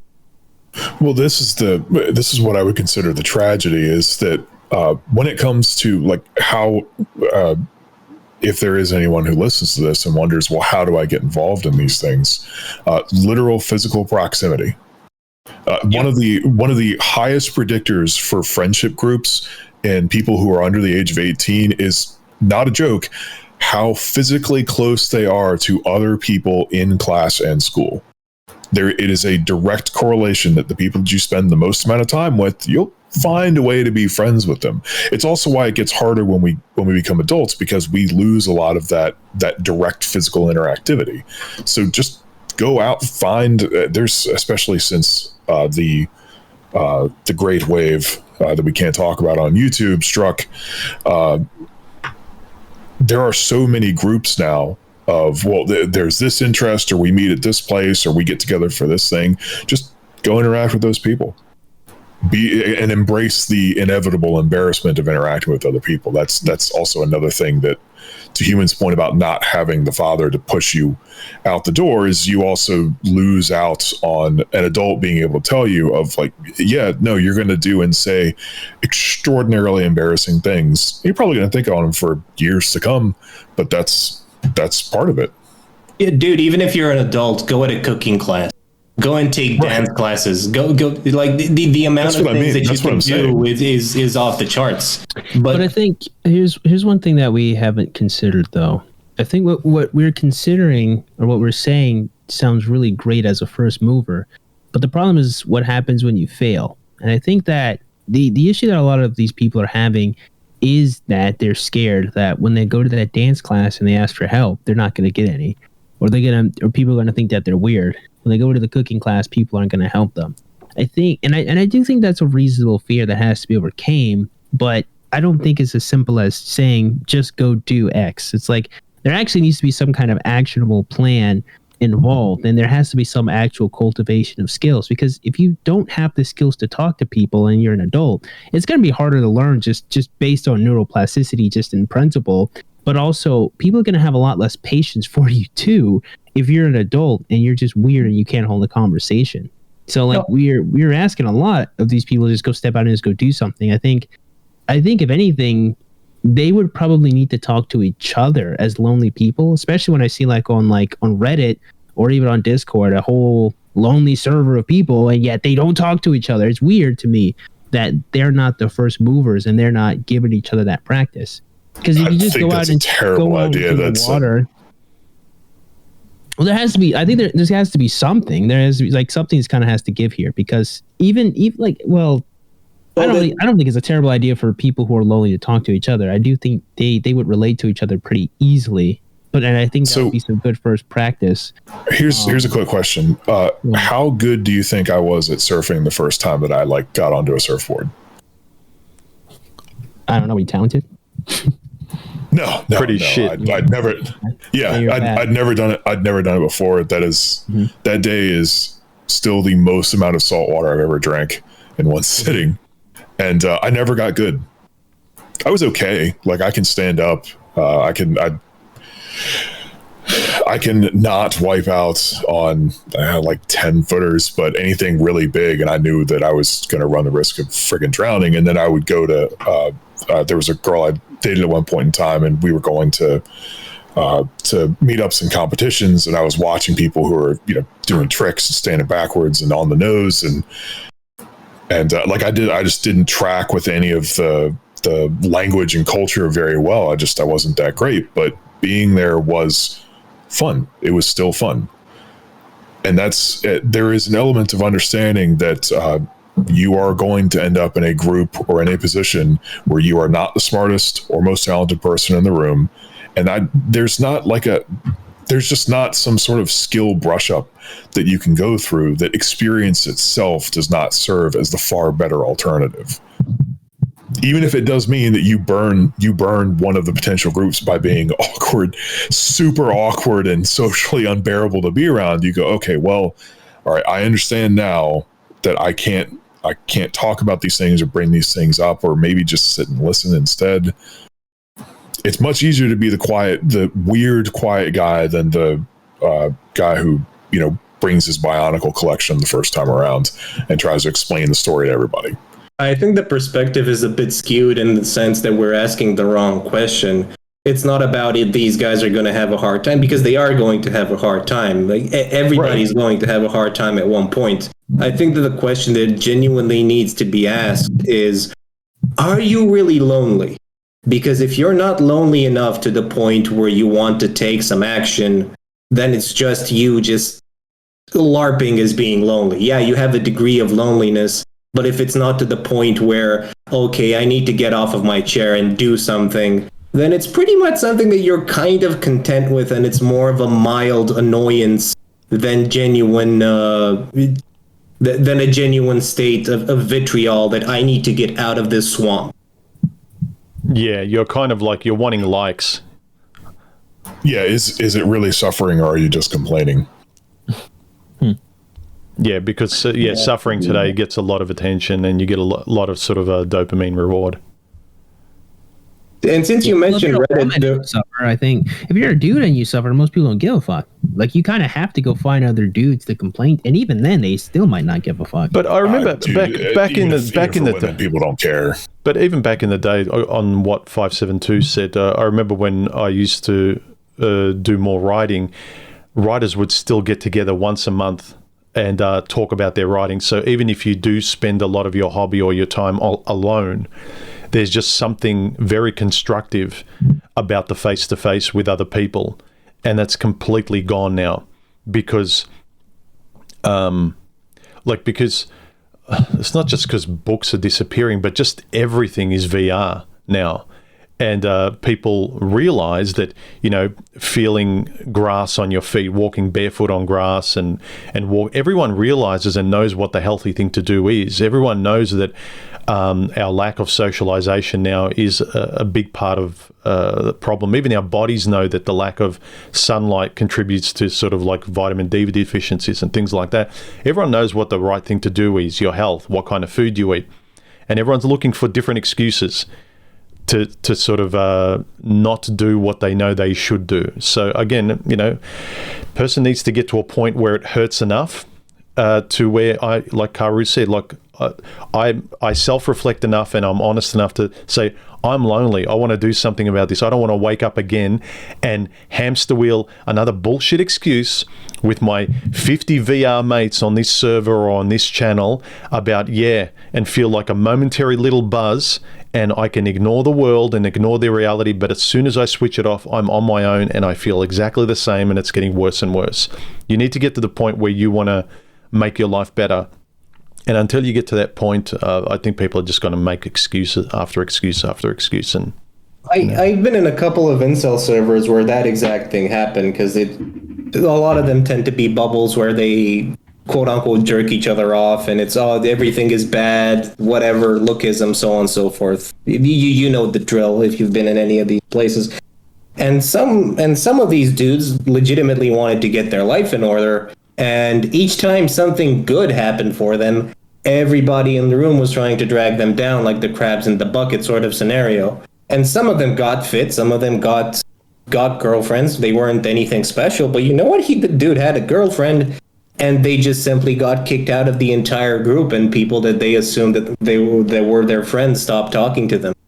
Look, lazy bottom feeders, a lot of the things a lot of guys rightly complain about, the laziness of women. Like all those people, any group will always drag down someone who wants to make their own life better. So it's no different in, you're a vegan and then you're not a vegan, all the vegans want to crucify you. Or if you're someone who is overweight, all of a sudden, if you want to be healthy and you don't want to have sleep apnea, you want to sleep better, you want to move better, you don't want to have back pain, and you do it for personal health reasons, even if you're not disparaging larger people, all of a sudden they want to crucify you. So every group wants to stay in their comfortable victimhood, and it's the person that wants to make something not just make something of their lives to boast, but I want to feel better and make the most of my life personally. Nothing against anyone else.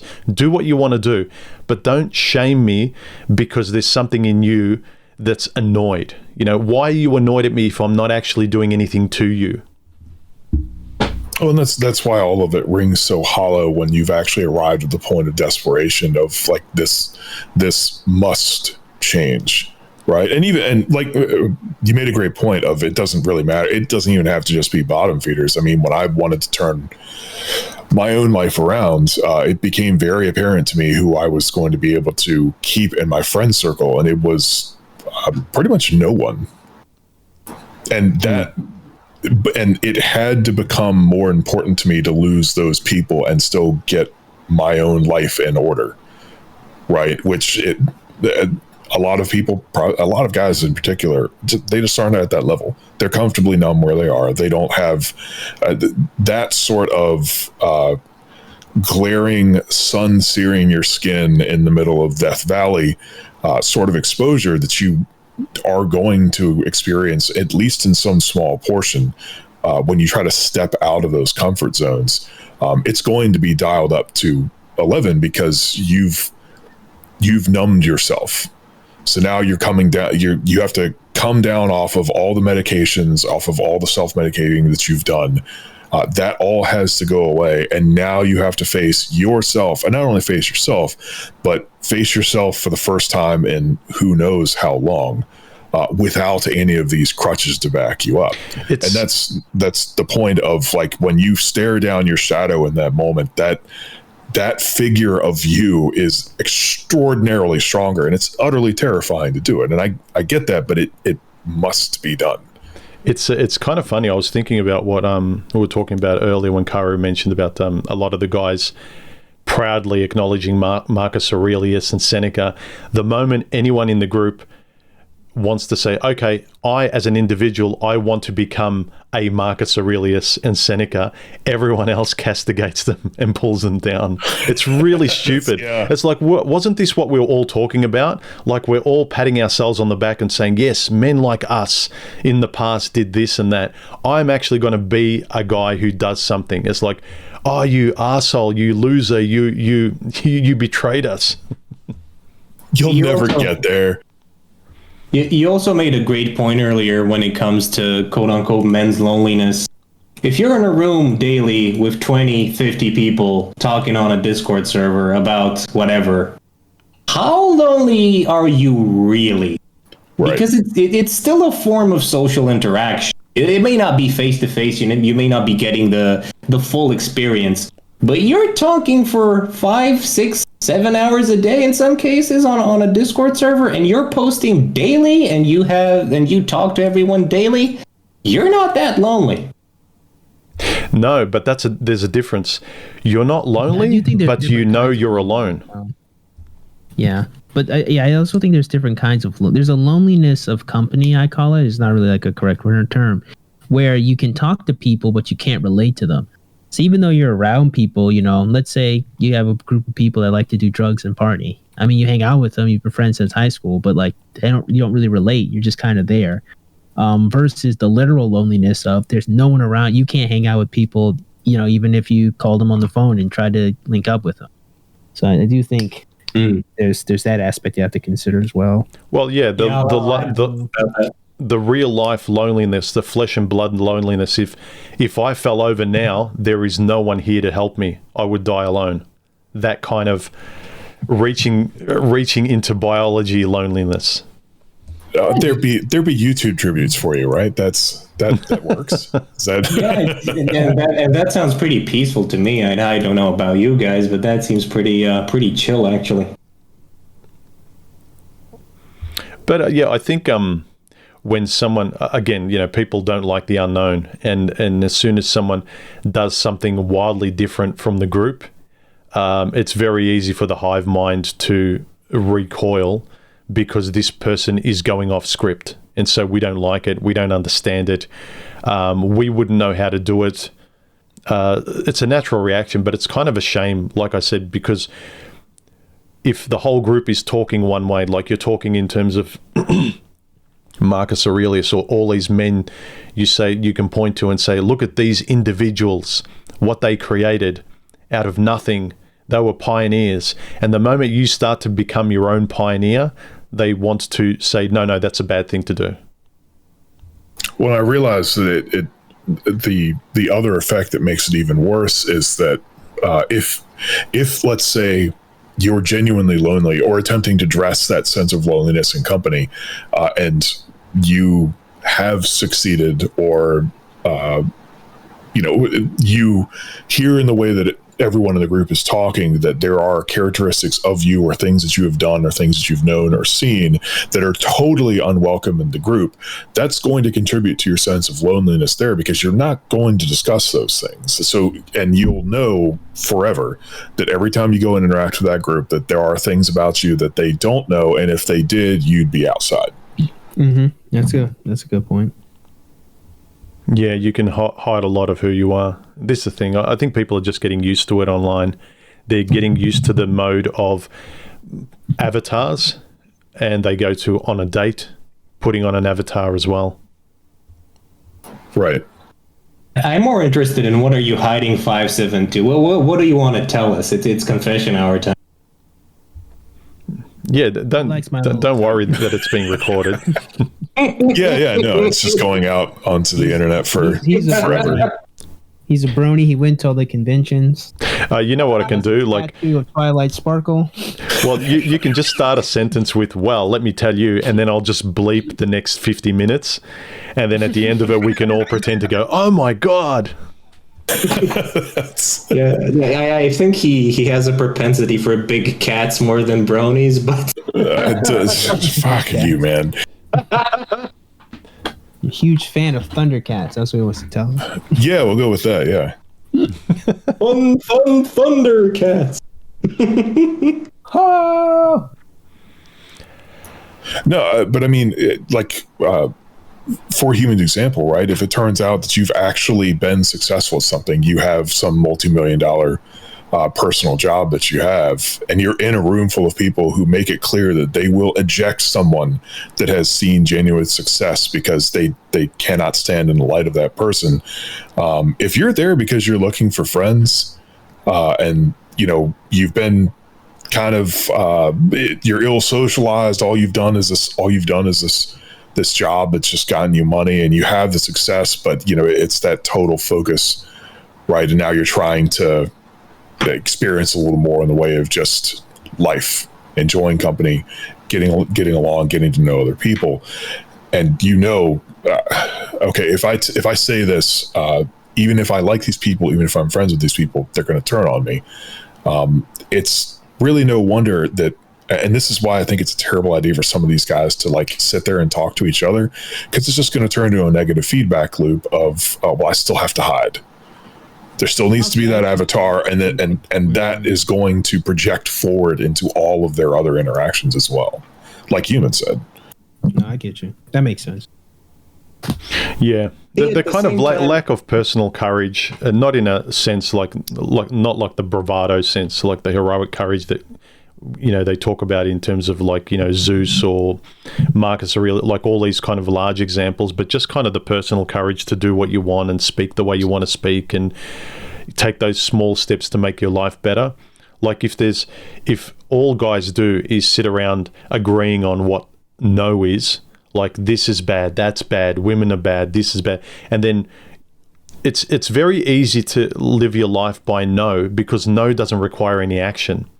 But if you only talk about what yes is, and you exaggerate the yes, I want a woman that looks like this, and she's got to do this, and she's got to cook, and she's got to be a virgin, and so it's like you exaggerate your yeses, but then conveniently you never actually act upon the yeses. You never go out there and try and get what you think is good for you. I think that's where people are letting themselves down, because it's very easy and lazy to just say all sit around in a group and agree on what the no's are, because we don't have to do anything about them. We just say, yeah, I'm avoiding that. Yeah, I agree with you, Bass. I'm avoiding that too. High five. It's like, what do we agree on? It's like, what do we both agree on that we should do? we agree on this, this, and this, but, it's too hard, and biology and determinism and all women are the same, so why bother? At the same time, what 572 mentioned is a great dating strategy. I mean, you go into one of these places and you're the only guy that has a job. Imagine the amount of monkey branching that you're going to get your way. Wow, this guy can afford bread. Like, you're going to get all of the chicks in that community just jumping in your DMs. I'm not condoning this, by the way. I'm just saying, I mean, if I was Andrew Tate, that's what I would do. Well, yeah, there's like the honesty of the pursuit of, I don't want to be lonely anymore. It's there's no such thing. There's such thing as an incel if you have $200 of like, but you're looking for something specifically. Yeah, an incel is not an incel because he can't have sex. I think a darker reality people don't recognize is that if incels truly were motivated by just wanting to have sex, they would just grape women. That they would just take it. They would.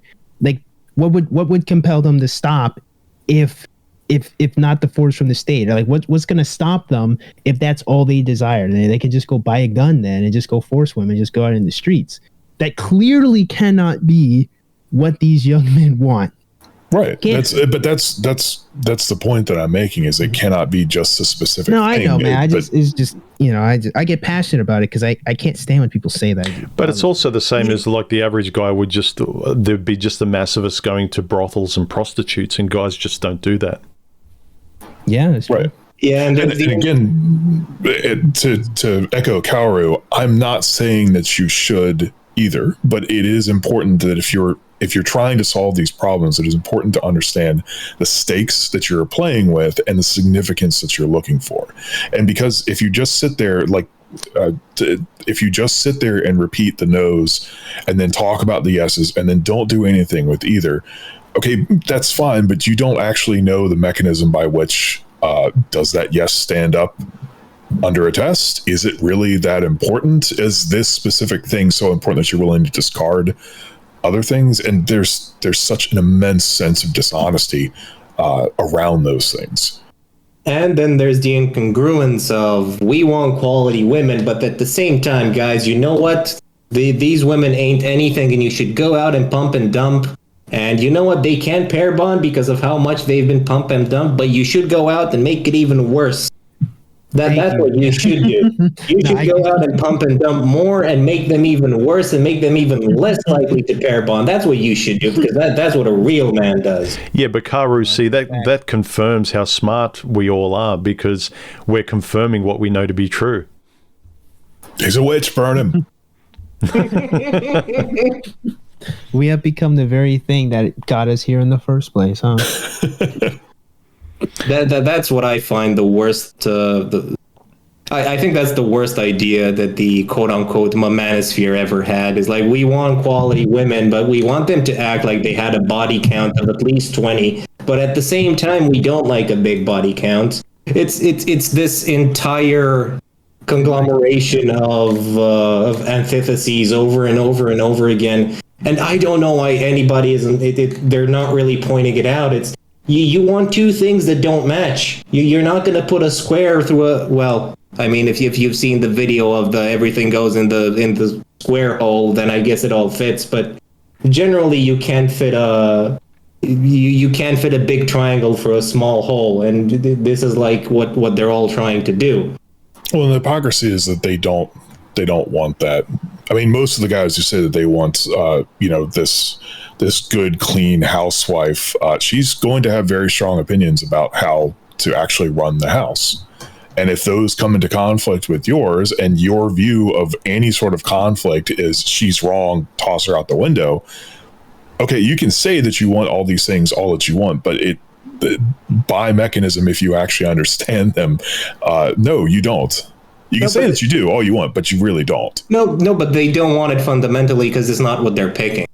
Because if a guy really was family oriented, he's just going to say, I'm not going to pick any bad quality woman. And if guys on aggregate would all say that thing, and you have a girl that has an OnlyFans account, and if anybody said, if she has an OnlyFans account, she's not good, I don't care. If everybody would say that, let's see how many girls would still have OnlyFans accounts. Yeah, The only reason why that works is because guys are going to accept it. And the more they're going to accept it, they're going to do it. Why wouldn't they do it? Well, I don't think anyone really accepts them. Well, there are the few new males that will date like an OnlyFans girl, but I think most dudes would just want to have sex with her and just leave. Which I think is kind of worse. You kind of dehumanize her a little bit in that respect.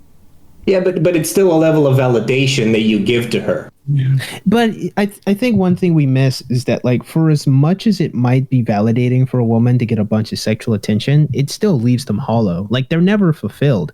Like, they constantly need it. Like, it's never one guy said I was sexy. It's they need 500,000 to just keep doing it over and over again. And it's kind of a hell of its own making that I understand a lot of dudes don't get. I think it's fair because you probably just never had a lot of people blow smoke up your ass. But, like, as a woman, it's like it becomes very hollow. Like, a lot of them, like, they're not happy people because they get that validation. Like, if you made it to OnlyFans, you're not a happy person. Like, you're just not. It's just facts. You're not happy if you're on OnlyFans, selling naked pictures to men. Yeah. Well, look, it's also that, like, I think it's more so for women that their life now, the pinnacle where they want to get to is being a celebrity. And online, they can be a mini celebrity. They can be on OnlyFans, Instagram, whatever, if they get a lot of people liking them. So for them to actually pick a guy would be like oppressive. It's like I'm taking a demotion. Look where I was, and I picked a guy. Even if I picked a great guy, I'm sort of lowering myself on the totem. I used to be loved by many people, and I had a certain status, and I was known. And I took a backward step and settled with this guy to have a family. It's just seen as a negative to most girls. Well, let's also not discount the positives that some of these girls get, because I also dislike it when the guys just point out the obvious and the things that are bad for them, but they never discount the good. I mean, if I could post a picture of my whatever and I'm getting $1 million just like that, it's like, it's such a hard thing to say no to. Let's be honest about that, because the social security that you get from something like that, it's just off the charts. Like, sure. Depending on how much you get, we like to say the guys, they're the rational gender. Well, I'm sorry, but post a dick pic and get $1 million, and you're good for the next couple of months, and do it again, and now you get 2 or 3 or 4 million. It's like, it's kind of hard to say no to something like that. You know the difference. I mean, the difference would be also that I agree. It's hard for a woman to say no to that, and if she's aware of the consequences, fine. Like I couldn't say no to it either, probably. But the thing is that later on in life, if I'm trying to date or I'm done with that part of my life, and you know that it's gonna follow you, and you can't get a job, or women actually don't want to go out with you because of your past. Like if I'd been to prison for a major crime, I don't think there's many guys that would say, oh, that's unfair. It's like, well, that's part of life. Yeah, like I'd like a girl to look past that, but I know the reality that actually signals something for women, and it's fairly reasonable that a lot of women avoid me. Or I used to work, if I worked in porn or something, you just diminish the success of your ability. I mean, it's hard enough just to get with an average woman today. If you want to sort of like just amputate any small chance you've got by doing any kind of, quick success like OnlyFans or doing a quick success thing now, that later on, well, the likelihood is it's going to follow you, then this is the thing where I don't like about women when they say, oh, you shouldn't judge me on my past. It's like, you do too. And it's very reasonable that people do, because future behavior is predicted by past behavior. And especially, I just want to end with, especially if the person doesn't humbly reflect on it. So I'm fine going on a date where a woman says, yeah, this happened to me. I was divorced. I had this train wreck. But you know what? I've reflected. I've done this. I can take some responsibility. I wasn't all great. So at least if you can reflect and take responsibility and be a bit humble about it. But a lot of these women, they do the most socially egregious thing, and they want you to pretend either it didn't exist or it's actually a benefit, or I shouldn't. It's like single mums that think that if they've got 2 or 3 kids, that I shouldn't think anything of it. You know, it's completely normal. It's like, no, what you do with your life and what follows you, what baggage is there, what's on your resume may matter to someone, and usually does, and you want to pretend that you can do that thing, and later on you don't have to be responsible for it. Yeah, but it depends. It depends on the degree of what you're doing, because I've had a friend that had a webcam service, and he had college girls that were working for him. And some of them, they were exactly what you would have expected, but the large majority, at least the ones that worked for him, they were girls that wanted to pay for college, get an apartment, get a car, and then they stopped. And the thing that they did on the webcam site, they didn't have sex with guys or whatever. They just talked. Maybe they did some toys or whatever, and that was it. Some worked there for 4 or 5 months until they made the money, and then they got out. Some worked for a year until they had enough to the point at which they were secure, and then they stopped. Now, if you look at it from that perspective, can you really blame someone if they get out of debt in a couple of months and, yeah, they were seen for a couple of months and then it's over, if they're okay with what they did? And honestly, they didn't do anything that egregious.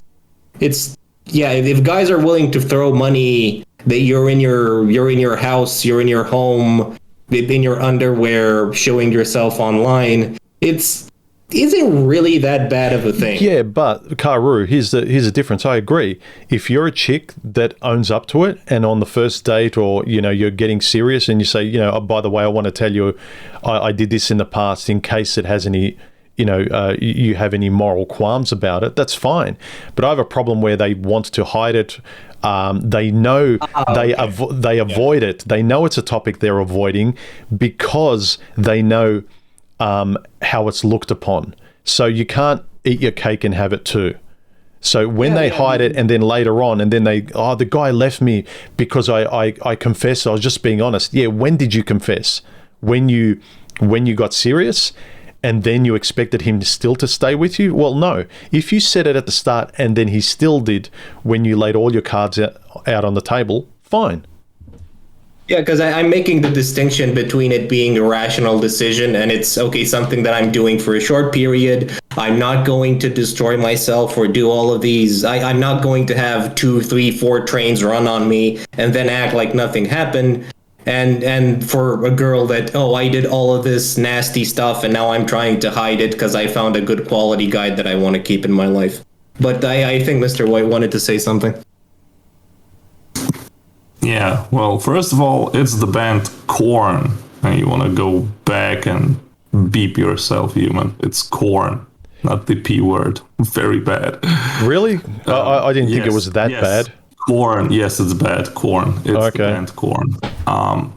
Then, surprisingly enough, if you bring lonely people together with other lonely people, it breeds more loneliness.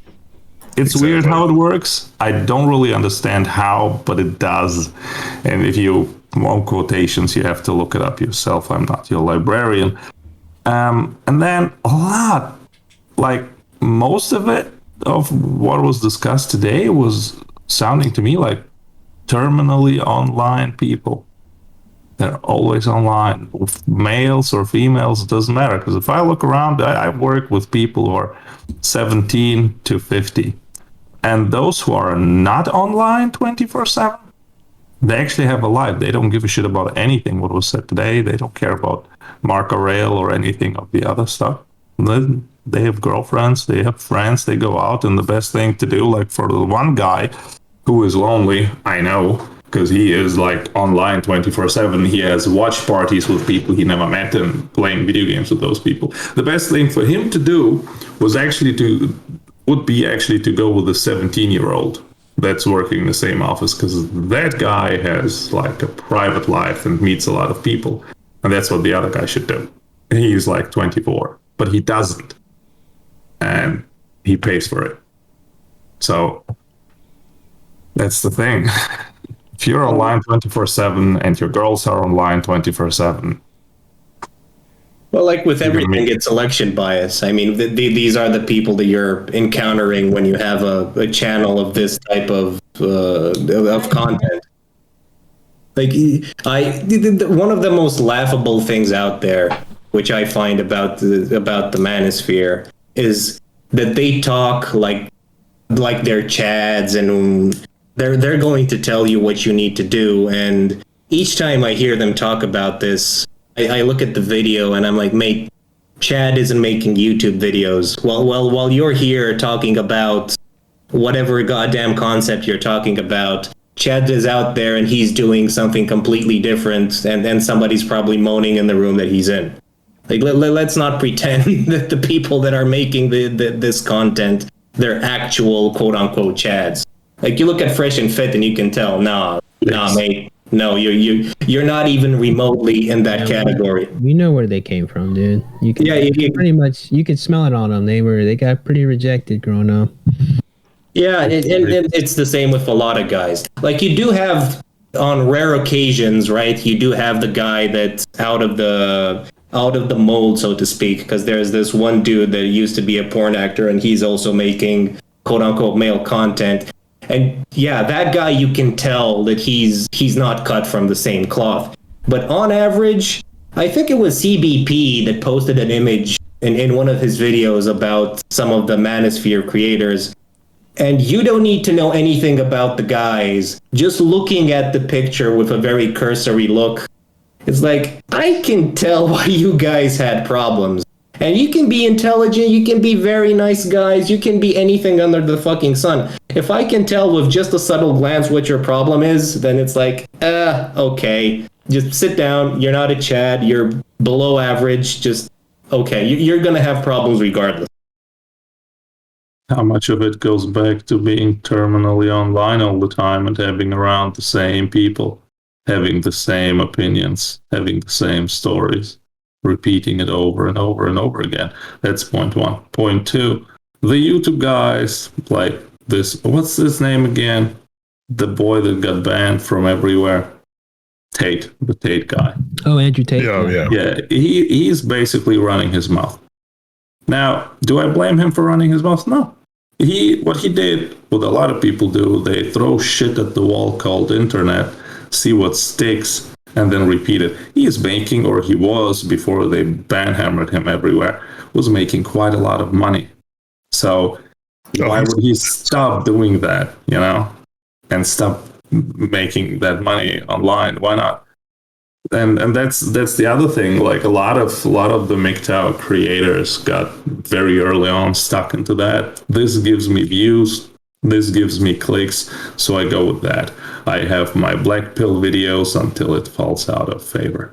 Then I have other videos, then I maybe try to go back to some other topic, whatever, what have you.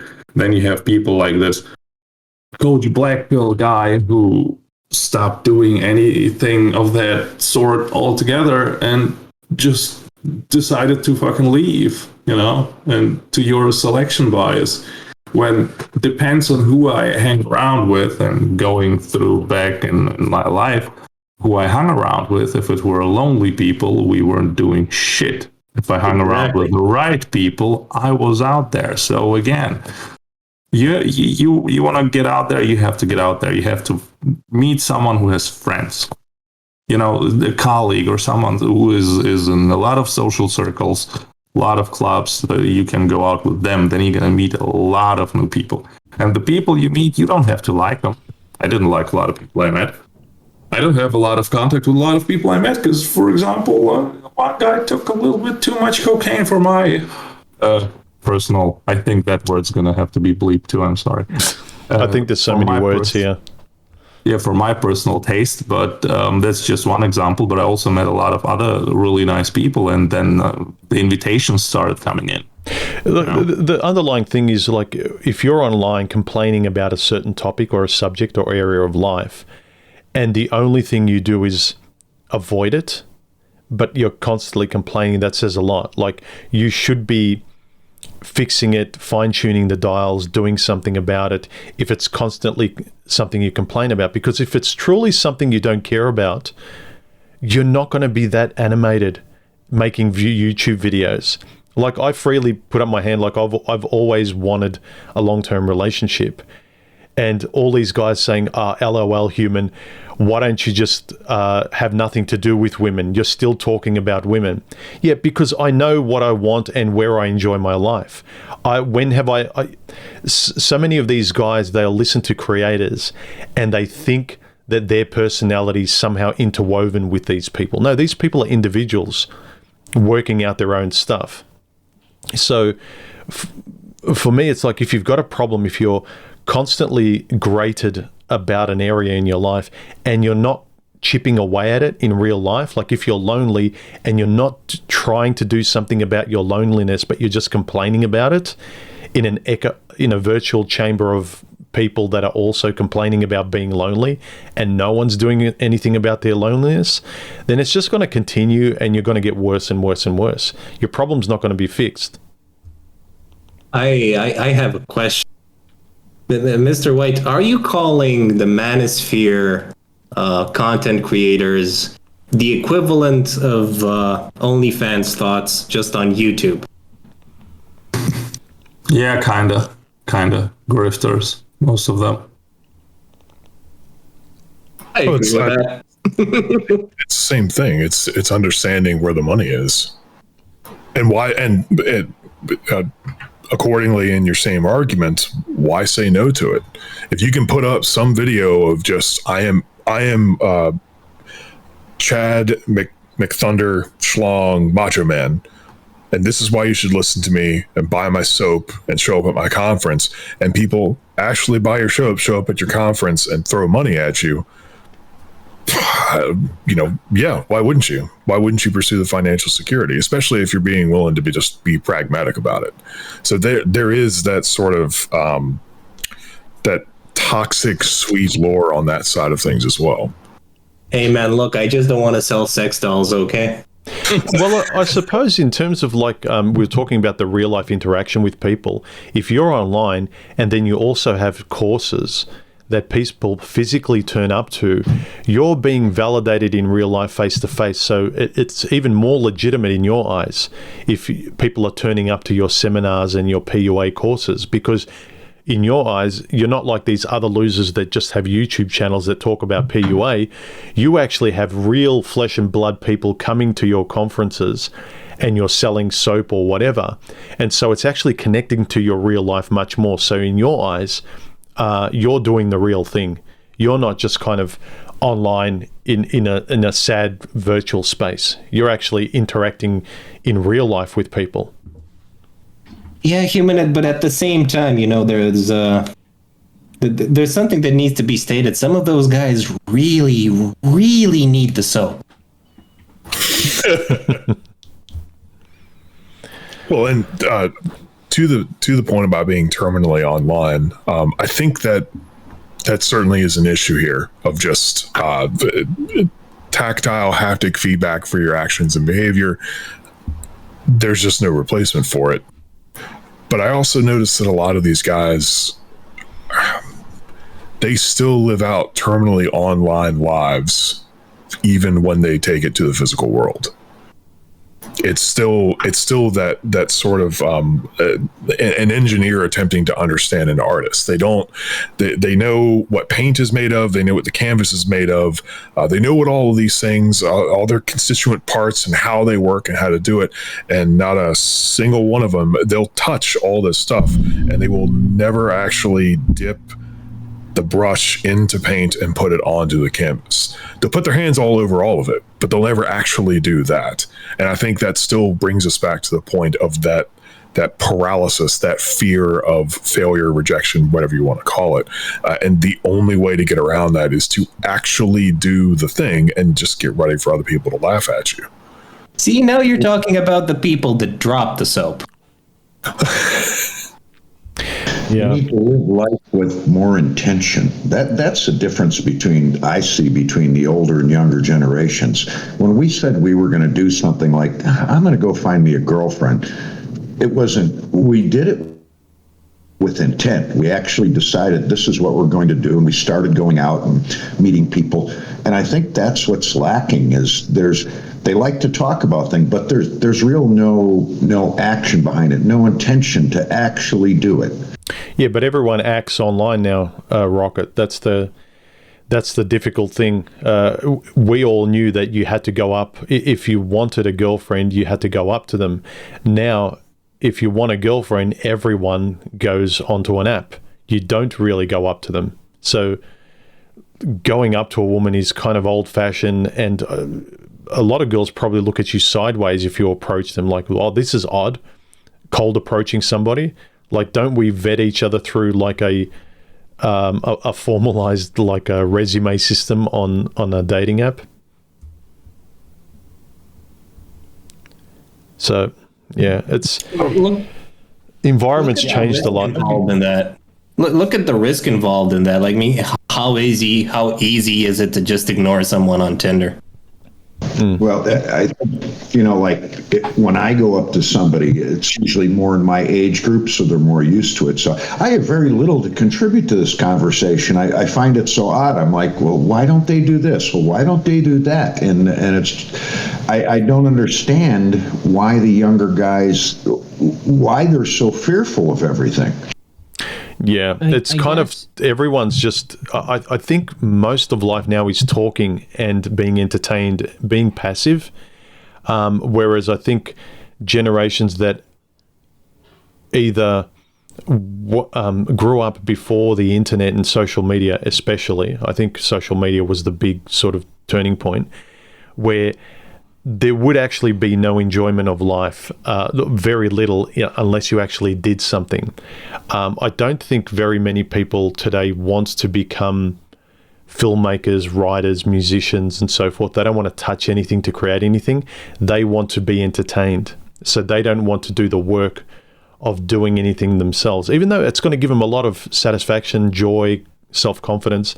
They would rather be entertained by someone who has self-confidence, joy, and whatever, and live through them vicariously. That's enough. Sorry, Bass, I cut you off. Oh, no, it's fine, man. What I was going to say was I think a lot of the fear comes from the uncertainty of how the other person's going to react. I think in the past, I think, I didn't live through it, but I think that, if you go up and you chat with a woman, there's a pretty safe bet that the worst thing she's going to do is legitimately just say no. Now she might say ew. Now she might record you and post you on TikTok. Now, she might make a Twitter post about you. It's like it's this public embarrassment of failure that I think a lot of dudes internalize a bit too much.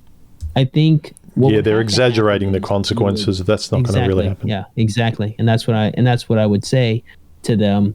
And I guess this is a leap of faith, really. If you do just go out and talk to women, they are actually very polite for the most part. They are actually really nice people. Not the ones I like. No, maybe not the one you like, the tsunderes, I guess. But generally, when I go up and I talk to women a lot of the time, if I see a woman I want to get their phone number too, I just talk to them. I will walk up to them. Hey, I saw you. I thought you were cute. How are you? And just talk to them. They're generally pretty polite people. They're generally pretty nice. If they're like people like being flattered. I'm not interested. Well, then there's that too.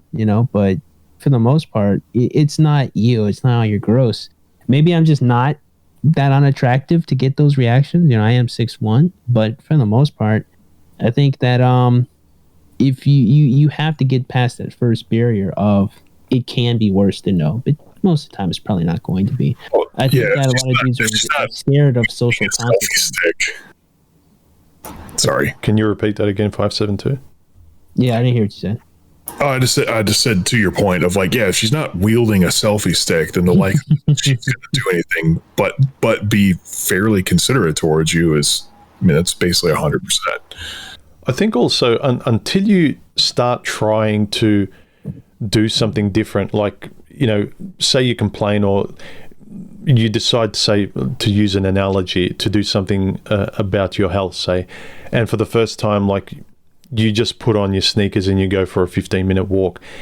Taking those first steps towards the actions you know you should take, I think a lot of people keep themselves from, say, for instance, the male-female thing, where they exaggerate the consequences, like, oh, any woman I talk to is going to blast me online and end my job and take my kids and blah, blah, blah. So I'm going to avoid all of that, and I'm going to be really clever and not deal with any of them. So I'm going to avoid all of that completely.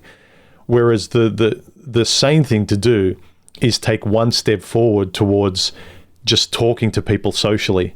And then maybe you'll meet someone, and then maybe you'll expand your social sphere. Maybe you'll develop self-confidence. Maybe you'll be able to talk better. But it's very easy to be clever and avoid the catastrophes, and you just stay inert and you don't actually better your life in any way whatsoever. I also think that there's an element too of, I don't know if you want to call it narcissism or a sort of a blinding that I am the protagonist of my own story, so therefore I would have an impact on other people's stories. Just that belief that she's going to care enough and react and post, and I'm going to live rent-free in her head for weeks as she rants about me online. The likelihood that she remembers you the next day is basically zero. Well, being made fun of. I wonder. I don't think anyone would be inspired by that. No, but you're so unimportant. I'm saying that there is a bit of an issue there of if you're not going into this with this belief that somehow you're going to become the center of this person's universe in the negative, and that's holding you back from getting out there. I would argue that that's something that you need to dig into your own mind about. I agree. I do agree with that. But at the same time, I think that you got to find the middle ground. I think it's not being so afraid of like social rejection, but it also isn't expecting a great result either. It's kind of like being neutral. Like, you have to respect that you are a stranger and that she doesn't know you and you don't know her, and this is your first interaction. That is legitimately forced, right? Because you had to go up and go talk to her. I think that you have to respect that the person's going to be like, I don't know, like the person might not like you. I think that it's so really is a roundabout way of saying you have to be humble about it. You have to understand that as a man who does stuff, right? Like, you have a job. Let's say you are wise. Let's say you are considerate. Let's say you are really good at what you do. You have value, which you don't have to be the greatest human in the world to have value. A construction worker has value. You wouldn't have a house without one, right? Without 10, 12. The point being is that, like, you have to be confident enough to understand you have value, but humble enough to recognize that other people won't know that immediately. And so it's okay if you go up to a woman and say hi, and she's like, I don't know. Like, that's okay.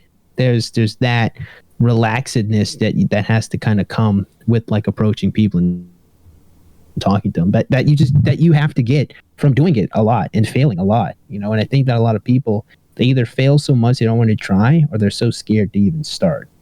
I sincerely doubt that it's the former for the vast majority of people. Yeah, I think a lot of people don't even try because they don't want to fail. Yeah, I can see that. I think trying to get that first mover, I think for me, I've always been really driven to be with a woman for in a very meaningful way. So I've never gotten to a point where I'm like, ugh, I'm done with them. Like, I've never gotten to a point. I don't even hate women. I love them too much. I'm that much of a simp that I love them enough to tell them to be better people. But it's like, I try to have a good amount of empathy so I can help these people. Well, at least you're self-aware enough to kind of know where you stand with them. Because the other dumb thing is all these guys really dislike women, but they want to try and love them. It's like, but you hate them. How are you supposed to? Harp about that. They LARP about that. They're less than one blowjob away from their plantation. Yeah, but I mean that's the lack of self-awareness thing. Like, you're on this podium talking like a Marcus Aurelius monk, but then you're sort of so on your podium all the time and agitated at women that you're not fooling anyone. You really want to be with somebody. And a lot of the complaints are that women would treat them the way that they want to be able to treat women. And I'm not defending it one way or another. It's just I see like an immense amount of hypocrisy of like, okay, but if you were interacting with someone else who treated you in this way, where like they had strikes lined up in their head and just are ticking you off, you don't like that. So if you don't like that, why is that part of your dynamic interacting with other people? It's that we're back to the total lack of self-reflection of, I don't like these things, and therefore I'm going to commit to this behavior that if someone else did it, that would be the end of my relationship with them. I think you underestimate how far a woman would go to make you the most hated thing in her life. Like, I've been to a vegan rally and I ate a burger in front of these people. Yeah, but again, those people identify as the group. Again, I think most people in this chat and a lot of guys sort of who watch this kind of content, their instincts are right, where if they come across a woman on a date and she's very much a group thinker, you're right in avoiding them. And as well, women, if they come across a guy who's like a real hardcore manosphere, whatever corner of the internet he's from, they're right in avoiding him because he's a group thinker as well. How dare you? That's heresy. I can see your sub count just going down, and you didn't even post the video yet. I know. Just like my testosterone. No, but these people, they do need a kick in the teeth, though, fam. Yeah. Well, and that's the other thing too, right? Is that you've got to. I mean, there's an element too of. I think anybody here, some of the things that you've most enjoyed at are probably attached to some of your most embarrassing moments in your life, where it's gone horribly wrong, or you got hurt or screwed up, or a relationship got screwed up. But it is the thing that is extraordinarily important to you, but you're willing to suffer for it. And this whole, I want to have something that is meaningful to me, but no suffering, that's by definition, you cannot have that. Yeah, and also, like, if you're just given stuff by luck, I would feel nervous, as in, like, how the fuck did I get this and how do I keep it? Whereas if I know how I got something, how I conducted myself, what values and virtues I stood on, what women I said no to, then if you do end up with someone better and you know why you chose her and why you rejected others, it's a lot more of a secure feeling rather than, I had my fingers crossed and I'm grateful that nature just gave me this wonderful, perfect chick. That's not going to happen. I'd be too nervous. Like, I don't know how to keep this. I don't know how I got it. This is sheer luck. And you're always walking on eggshells because tomorrow she could leave as easily as you got her. So for me, a lot of guys would sort of say I'm foolish, but I just think relating to people is a lot more a skill than luck. Yeah, who you come across can be almost entirely luck, but then how you consciously engage and make the decisions and who you say no to and what you stand up for and what you open your mouth for and the social tact you have, that's all you learning and, like you said, failing, but sort of more intentionally relating to people and having relationships rather than this whole bullshit of it's all deterministic and it's all luck and it's all unfair. A kick in the teeth would be a good title for this video. Yeah. Can we agree that the manosphere are the people who sell you soap and courses? Oh, well, it's changed a lot. When I started making videos, the guys that were part of MGTOW were much more trying to intelligently talk about things. Even if they weren't directly providing solutions, they were pointing at things as they were. But now I think it's just gotten into pickup and game and podcasts of people just arguing with each other. Yeah, but I don't like the solutions part. How can you provide solutions to something like that? It's impossible. No, but no one's... You don't really know me, who I am, how I am. How am I going to provide a solution to your problem? I just can hope that whatever I say will make you think. So, and I don't think that MGTOW is part of the manosphere, because MGTOW tries to make you think, not sell you soap. Well, I would still call it a part of the manosphere, though. I would find it hard to not include it. Oh, MGTOW, yeah, but I'm saying it's changed. It's retained the same name, but it's turned into something else. Well, like the creators that, like, I came across this kind of stuff because I was, it wasn't even in relation to women. It was in relation to myself. I was going through a very serious reconsideration of who I was and the direction that my life was going in. And I was in the course of looking for therapists and really struggling with why it was either medication or we need to get this prescription fit to you, and then we're going to teach you out of the book of that prescription. And it was just one of those things of like, I would have rather grabbed a friend, bought him a burrito, and just paid him to just sit there and listen to me bitch for 4 hours. And luckily I ended up finding a guy who was basically like that. But that's the creators that I stumbled across, and Khaoru and I have talked about this, of just how easily you can translate them into different ways. But it was significant enough to me to get me to start putting things, very vague abstractions in my head, to words and then to action again. And I just don't see that present now, even in any sort of separate area of, I guess, what's considered the manosphere. But I don't see that a lot in content creation at large. No. But Mr. White's point is very poignant in the sense that beyond very surface level things, which is what they mostly try to sell you for the most part, even though that's kind of been diluted down, the advice that they give is very, very superficial. I mean, it doesn't matter who you tell to work out, just losing a bit more weight and being a bit more fit. That's generally going to be a benefit for the vast majority of the population. But what he's definitely hitting the nail on the head with is when they try to make assertions like start a business, invest in X, do X, Y, Z, because the amount of assumptions that you're already making about your audience is that, one, they have the ability to start a business, they're smart enough to start a business, they have the ability to start one, they have the financial power to, they're in a place where something like that is viable. So you start adding so many things on top of... they're essentially projecting what they are onto their audience. Look at Bathrobe Man and the type of bullshit that he's trying to peddle on his channel. It's made 99% of your audience can't relate to you. It's the same with trying to relate to somebody like Hassan or anyone else. Like, you got big because your uncle was the guy in the Young Turks or whatever. Like, Stop trying to say that you worked yourself up and everything else. And even if you did, it doesn't mean that your audience has the potential to be the next Hassan or what's his name, the guy with Tesla.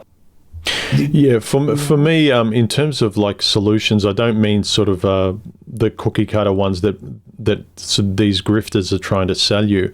I'm talking back in the day, MGTOW would talk about stuff. They'd be largely descriptive, but each video and discussion would generate some sort of solution based on describing something else and not telling you to do it, but describing paths. Oh, here's another path. Here's another map that's been drawn. Again, we're not telling you to take it, but here is another possible solution to consider.